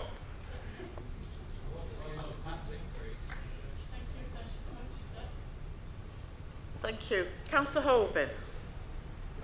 Thank you, Madam Mayor. Just a couple of points before we hopefully get to the end of this. I have to agree with part of what Councillor Sharp said, because if we look at Oldham, regardless of what's been said tonight, it has predominantly been a Labour Party administration, although there was a time when the abstainers were in charge. But if you look at Oldham, with these two parties that have been in charge, it's not been raised that much above anything else. And I certainly don't remember when Mr. Blair was in power, that it was a land of milk and honey then. So I think this to-ing and fro-ing and blaming the government and throwing it back at everybody else is a bit unfair. And I am disappointed tonight that the level of discussion in this chamber did go so low. I think it was wrong the way that Councillor Woodvine was treated before with the extension. And unfortunately, even though the leaders signed a pledge a couple of months ago to respect each other, I think it went downhill with the attitude of Arud Shah to the Failed of Independent Party. We're actually discussing the budget at the moment, not the level of debates in the chamber. Thank you. Can I call Councillor Steve Bashford, please? Okay, thanks, Madam Mayor. Most of the things, some of the things have been said. Can I just go back to this? And I don't want to do it, the ping-pong discussions about whose fault it is, but, you know, ultimately, the government are to blame, because that's where councils get their income from. That's how councils manage to run the social services and all the other service, from the bins to looking after our children. And, you know, listening to the speech by Councillor Sharp, an extremely eloquent and confident young lady, and that's absolutely fantastic to see. What I would say is that the speech, eloquent as it was just empty, because it's easy to criticise without putting any reasons for those criticisms behind it. The Labour Party have actually been in power in Oldham since 2011, so it's roughly 10 years. Roughly the same time the Conservative government have been in power as well in those 10 years. And in those 10 years, they've taken away 230 million from this council alone. Per year. And that has seriously hampered this council's ability to deal with the vulnerable people and to deal with the other things. Because while we're not to look after the vulnerable people, we have to obviously look after people who are not vulnerable and give them the services that we expect. And that level of cuts, because they are cuts, not savings, the cuts, let's not beat about the bush, help hamper how we can deal with it. And we've heard out through the years that, you know, Eric Pickles had this scheme whereby he would give you council's money not to cut the council tax. But now the way that the council tax funding is structured, councils have no choice but to put the tax up, because they'll be losing out year on year. And you've got to look at the reasons for that, not just say it's ridiculous. So I'll say again, a government that's been in power for 10 years has overseen cuts, drastic, dreadful cuts to everything from our fabulous armed services right through NHS, fire services, police, and now presides over the biggest deficit this country's ever seen. And I don't make no apologies for saying it again, but imposing more taxes on everybody by the national insurance and by not looking at personal tax allowances. That 1% is just that we are putting on is not good. But if we didn't have to cope with all the cuts that this government has given us and having to put up with, and making us do it by proxy, just as the Clean Air, you know, it's only a government minister can deal with the Clean Air thing. So it's no good blaming, you know, it's your government that can stop that dead if they want to. And you were saying they do, so why not encourage them? Dave's quite right. You can't go to Boris and say, please stop this. Fully understand that. But what you could have is the guts to stand up for your government's policies, because that's what we're talking about, and say, look, we don't agree with this, and help the people it's affecting. So we don't expect you to go and stop this. That's impossible. But we do expect you, and I think morally, to have the guts to stand up for your government's policies or oppose them if you don't agree with them. Because that's what I did through the Blair years, and that's what a lot of others did. If we didn't agree with the policy, we would stand up against it. And you've got to do that, because although we are in politics, I still don't consider myself a politician after being a councillor for, what is it now, nearly 20 years. I'm a local councillor, that's all I am. My job is to help people, as you've said many times, and the best way to do that is being upfront with people and telling them the truth about how things are. Of course, you'll win votes by saying, you know, Labour always lose money, or we'll stop the council tax, by blaming them for all sorts of horrible things. But at the end of the day, you've got to live with yourself with those decisions, because, sorry, yeah, I won't be a second. You've got to be honest with yourself and say how things really are. And you know, to blame, again, to keep blaming this council for having to put the council tax up, to protect vulnerable people and to continue services after that level of cuts is just not on. Thank you. Thank you, Councillor Bashford. Councillor Roberts, please. Thank you, Madam Mayor. I've no idea. I'm not going to repeat much of what was said. I mean, I do think that perhaps people who are elected as councillors, local councillors, should do a course to understand how local government finance works. You know, a lot of what's been said fundamentally misunderstands the way that the council gets its money. I'm not going to repeat what Councillor Bashford said, but he's right. It's partly us and it's partly the government. Government takes the support away. We either have to pay more or we have to stop doing something. I mean, it is actually really very simple. And but you know, just trying to pretend that all of the decisions about Oldham are made in Oldham just isn't true. I'm actually going to agree with Councillor Sykes on much of what he said about how fundamentally unfair the council tax is, and about how it's a tax that we need to find a much better way of funding local government services, and about buses. You know, so the impacts of the cuts that we're going to be facing in buses are going to be devastating for a lot of people being able to get to work to earn their money. And I just think that it's something that needs to be looked at again by the government, because this is a government decision about stopping paying the money. But what I really wanted to focus on, just in terms of supporting what's in the Labour administration's budget, is the proposal that we have, which I think there actually is support for across the chamber, around paying the real living wage to social care workers in Oldham. As Councillor Shah said when she introduced the budget, these are people that we all went out and clapped for, and who have continued to work in some very difficult, and sometimes for some of the people who work in our residential care homes, absolutely harrowing circumstances over the past 2 years. And they deserve the support that this Labour administration is proposing to give them in our budget. It will make a significant difference to the amount of money that many people who work supporting our most vulnerable people have in their pockets in terms of trying to meet some of the wider challenges that people are going to be facing.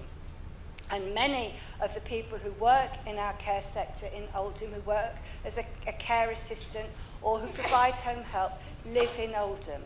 This is money that will be paid by the rest of us who live in Oldham, but we will be supporting some of our fellow citizens who do the most difficult jobs in the most difficult circumstances to be able to support themselves and their families to a much greater extent. And it's something that I think that we need to applaud and support, and when we think about voting on the budget, we should think that that is one of the major proposals that the Labour administration has made.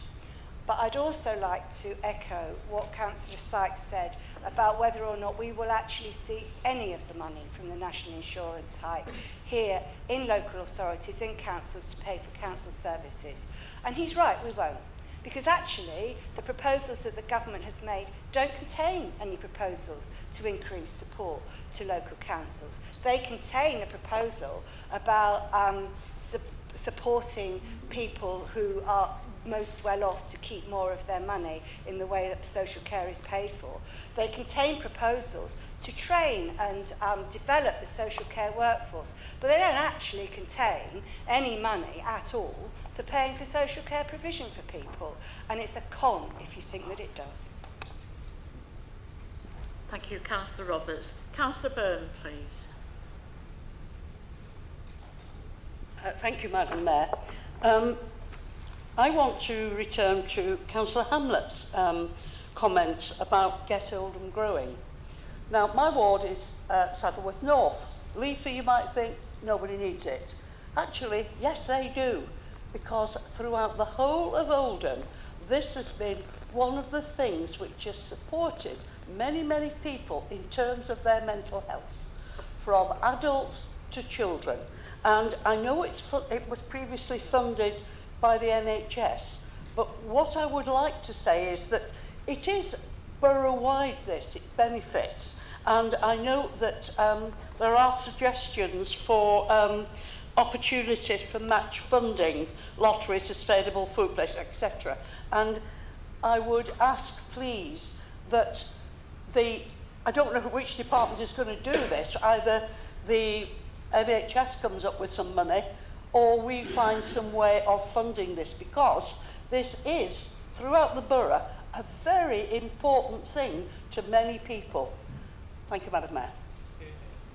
Thank you, Councillor Byrne. Right.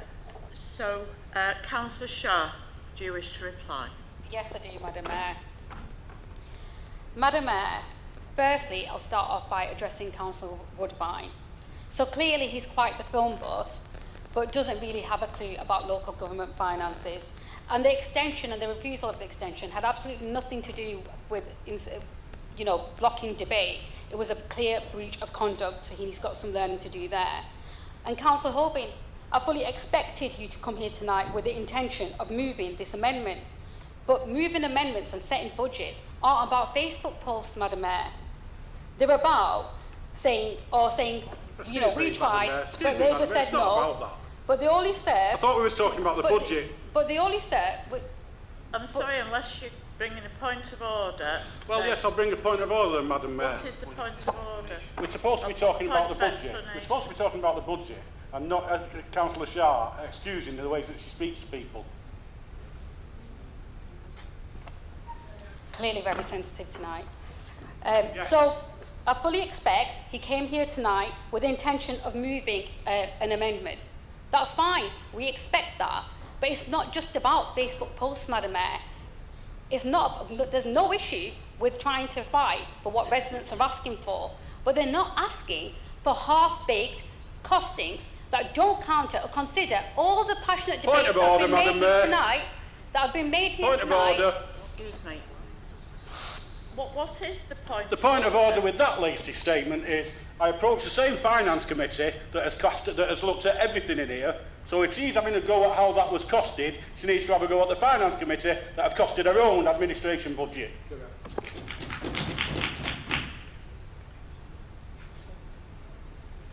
Yeah, carry on.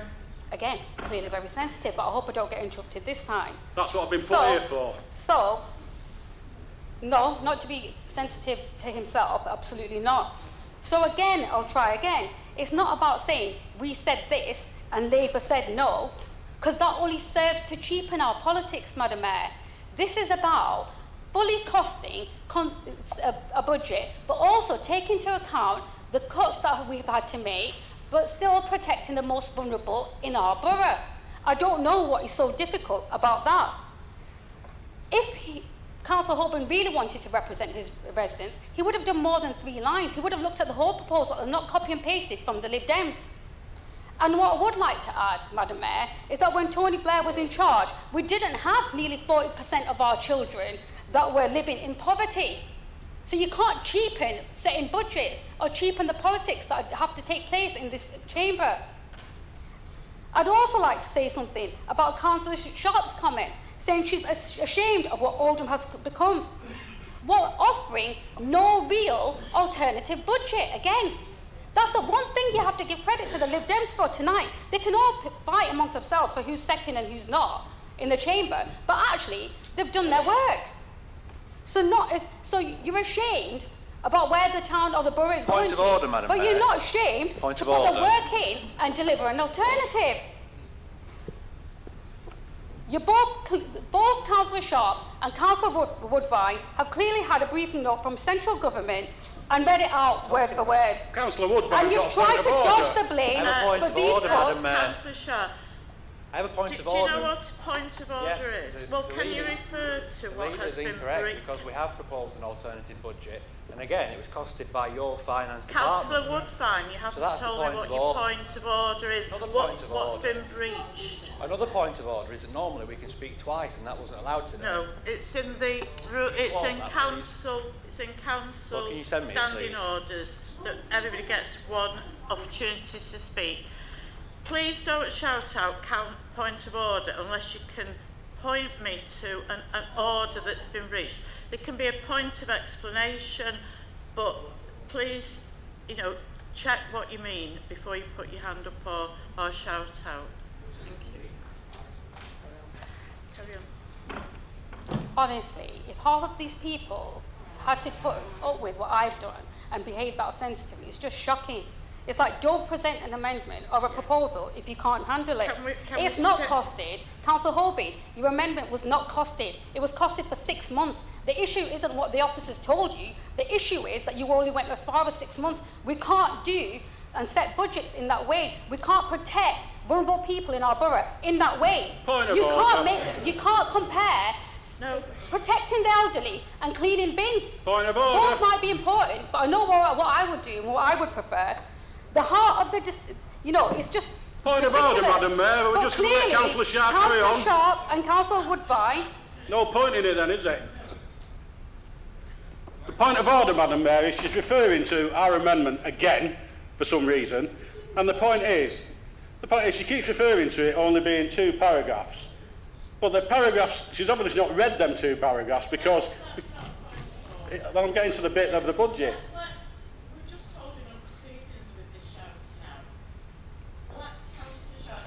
Let's just put it to the vote and let's all go on, because we know which way the seals are going to vote, don't we?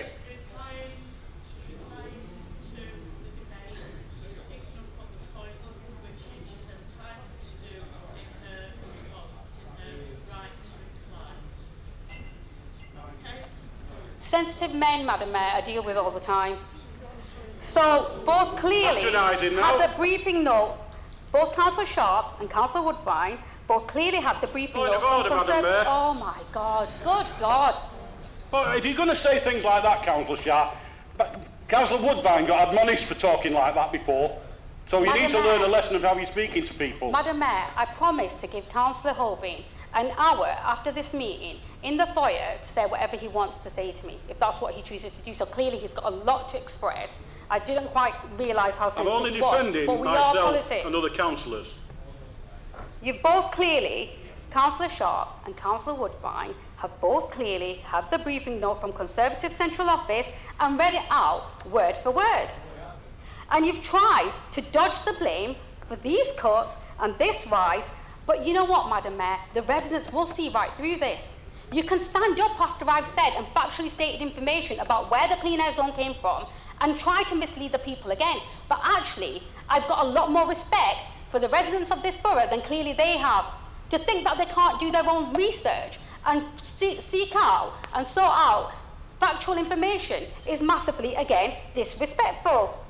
And it's right that these decisions are well debated, but it's also right that if you're going to bring amendments, and obviously it's the administration's job to then look at those amendments and look at them in a responsible way, so not just to have like popularity and do populism, but actually consider the impact of everything that we propose tonight and the impact that will have on the lives of our residents.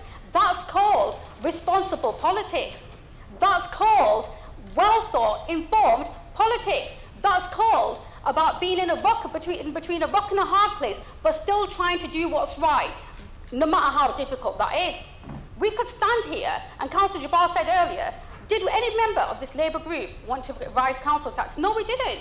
We absolutely didn't. But it's factually correct that the assumption of the rise of council tax is made by central government, and the impact for all the other funding that we get is based on that rise. How difficult is that? And how can you still stand up and try to like undermine that when it's the truth? The one thing you won't get from the Labour Party is lies, Madam Mayor. You won't, and you can laugh as loud as you want, but you won't, because what you're displaying tonight, not you, Madam Mayor, but other members, is immaturity and the lack of knowledge of how local government works. We can't even tonight understand what a point of order is without you having to repeat it 6 times. The heart of the decision tonight is a vote to say that the council's services matter to the people of this borough, Madam Mayor, and we must fund them properly. That's the issue.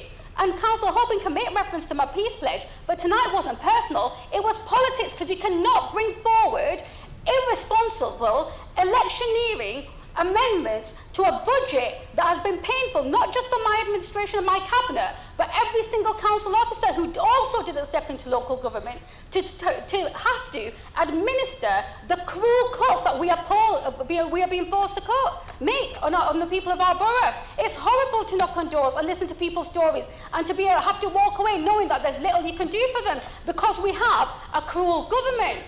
And the reference to Tony Blair... Time's up, Madam Mayor. Time's up. And the reference to Tony Blair, it's fine, you can make it, but actually we did not have 40% of our children living in poverty. So I will urge people to vote and engage in mature politics with responsibility. And what I will also understand, there was a proposal about ending training. I would require every single...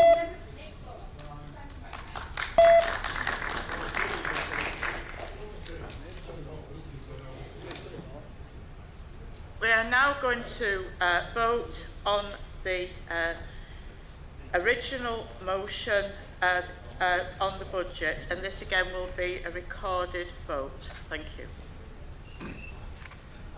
Okay, again, Councillors Abid, Ahmed, Alexander, Alhamdini, Ali, Alias, Arnott, Against. Bashforth Marie, Bashforth Stephen, Birch, Briggs, Brownridge, Byrne, Chatterton, Cosgrove, Curley, Davis, Dean, Gary, Gloucester Chris, Gloucester Hazel,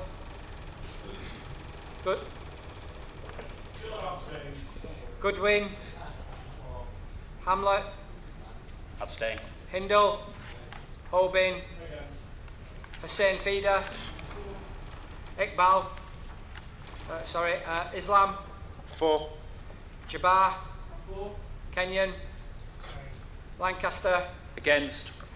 Malik, McLaren, Moores, Murphy, Mushtaq, Fithian, Roberts, Salamat, Shah, Sharp, Against. Sheldon, Shuttleworth, Stretton, Surgeon, 4. Sykes, Taylor, Tour, 4. Wilkinson, Williams, Woodvine, Against. and Harrison. 4. I declare that the motion is carried. Council must now vote on the resolutions detailed within the summons. Number 1, does Council note the agreed council tax base for the year 22-23 as agreed on the 24th of January 2022? Does Council approve the council tax requirement for the Council's own purposes for the 2022-23 as detailed within the summons? Does any member wish to speak? So there will be a recorded vote on this. Okay, again, colleagues, Councillors Abid, Ahmed, Alexander, Alhamdini, 4. Ali, Alias, Arnott, Bashforth Marie, 4. Bashforth Stephen, Birch, Briggs, Brownridge, Byrne, Chatterton, Cosgrove, Curley, Davis, Dean, Gary, Gloucester Chris, Gloucester Hazel, Goodwin, Hamlet. Hindle. Oldham. St Feeder. Islam. 4. Jabbar. 4. Kenyon. 4. Lancaster. 4. Malik. 4. McLaren. 4. Moores. 4. Murphy. 4. Mushtaq. 4. Fithian. Roberts. 4. Salamat. 4. Shah. Sharp. 4. Sharp. 4. Sheldon. 4. Shuttleworth. 4. Stretton. 4. Surgeon. 4. Sykes. 4. Taylor. 2. 4. Wilkinson. Williams. 4. Woodvine. Harrison. 4. So Madam Mayor, agreed. can I just check something? Councillor Hoban wasn't in the room, but I'm pretty sure someone's recorded his vote. Yeah. No. It doesn't. I don't think you can do that. Well, it was done last time and Miss Gloucester wasn't here, so I apologise. Doesn't make it right, but I mean. Well, perhaps it doesn't make it right, but this gentleman voted third on the last one, so. So we've not got time to debate that.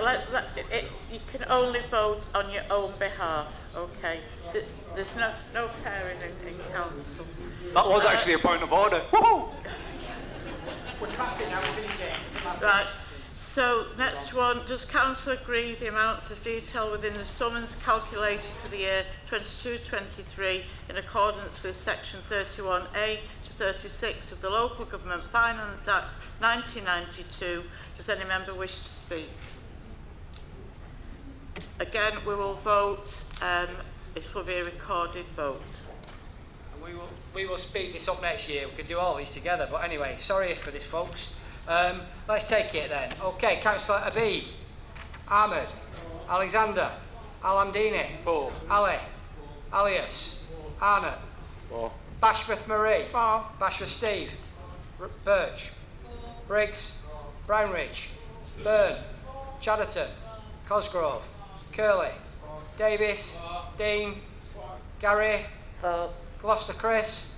Gloucester Hazel. 4. Goodwin. Hamlet. 4. Hindle. Hobin. Hussein Feeder. Islam.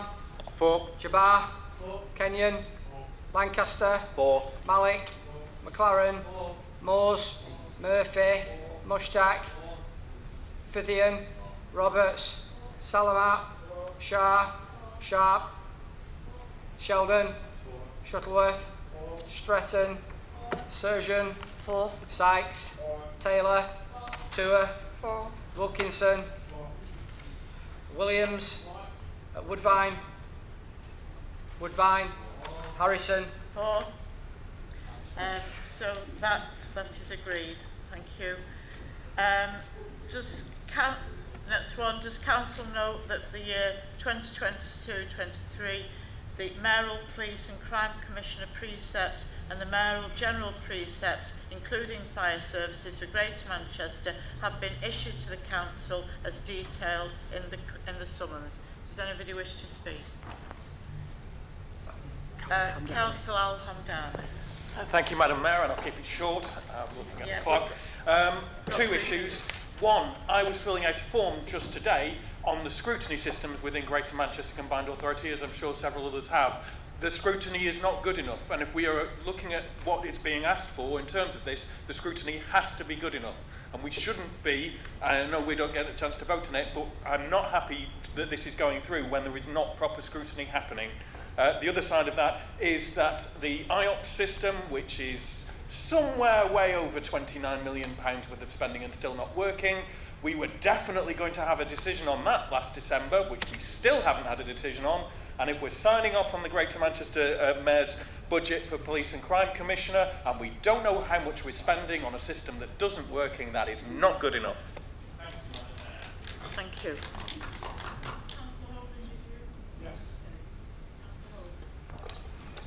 Yeah, while we're quite happy to accept the police and crime precepts, the general precepts we're quite against, and as Councillor Al-Maldani said, we've not had a chance to vote on it, we don't have a chance to have any say in it. Unfortunately, we did have a say a few years ago to say we didn't want a mayor, but that got ignored anyway, so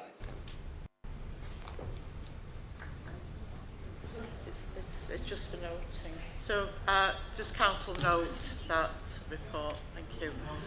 Thank you.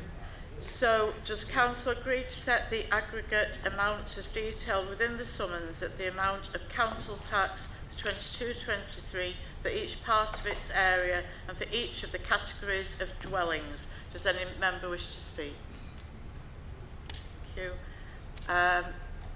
This will again be a recorded vote. Thank you. Last one. Okay, colleagues. Councillors Abid, Ahmed, Alexander, Alamdani, Ali, Alias, Arnott, Bashforth Marie, Bashforth Stephen, Birch, Briggs, Brownridge, Byrne, Chatterton, Cosgrove, Curley, Davis, Dean, Gary, Gloucester Chris, Gloucester Hazel, Goodwin, Hamlet, 4. Hindle, Hobin, Hussein Feeder, Islam, 4. Jabbar, Kenyon, Lancaster, 4. Malik, McLaren, Moores, Murphy, Mushtaq, Fithian, Roberts, Salamat, Shah, Sharp, Sheldon, Shuttleworth, Stretton, Surgeon, 4. Sykes, Taylor, Tour, 4. Wilkinson, Williams, Woodvine and Harrison. 4. So that is agreed and that concludes the business for this evening. Thank you very much. Well done, Madam Mayor. Well done. It's the longest one, yeah? Spot on, 9:30.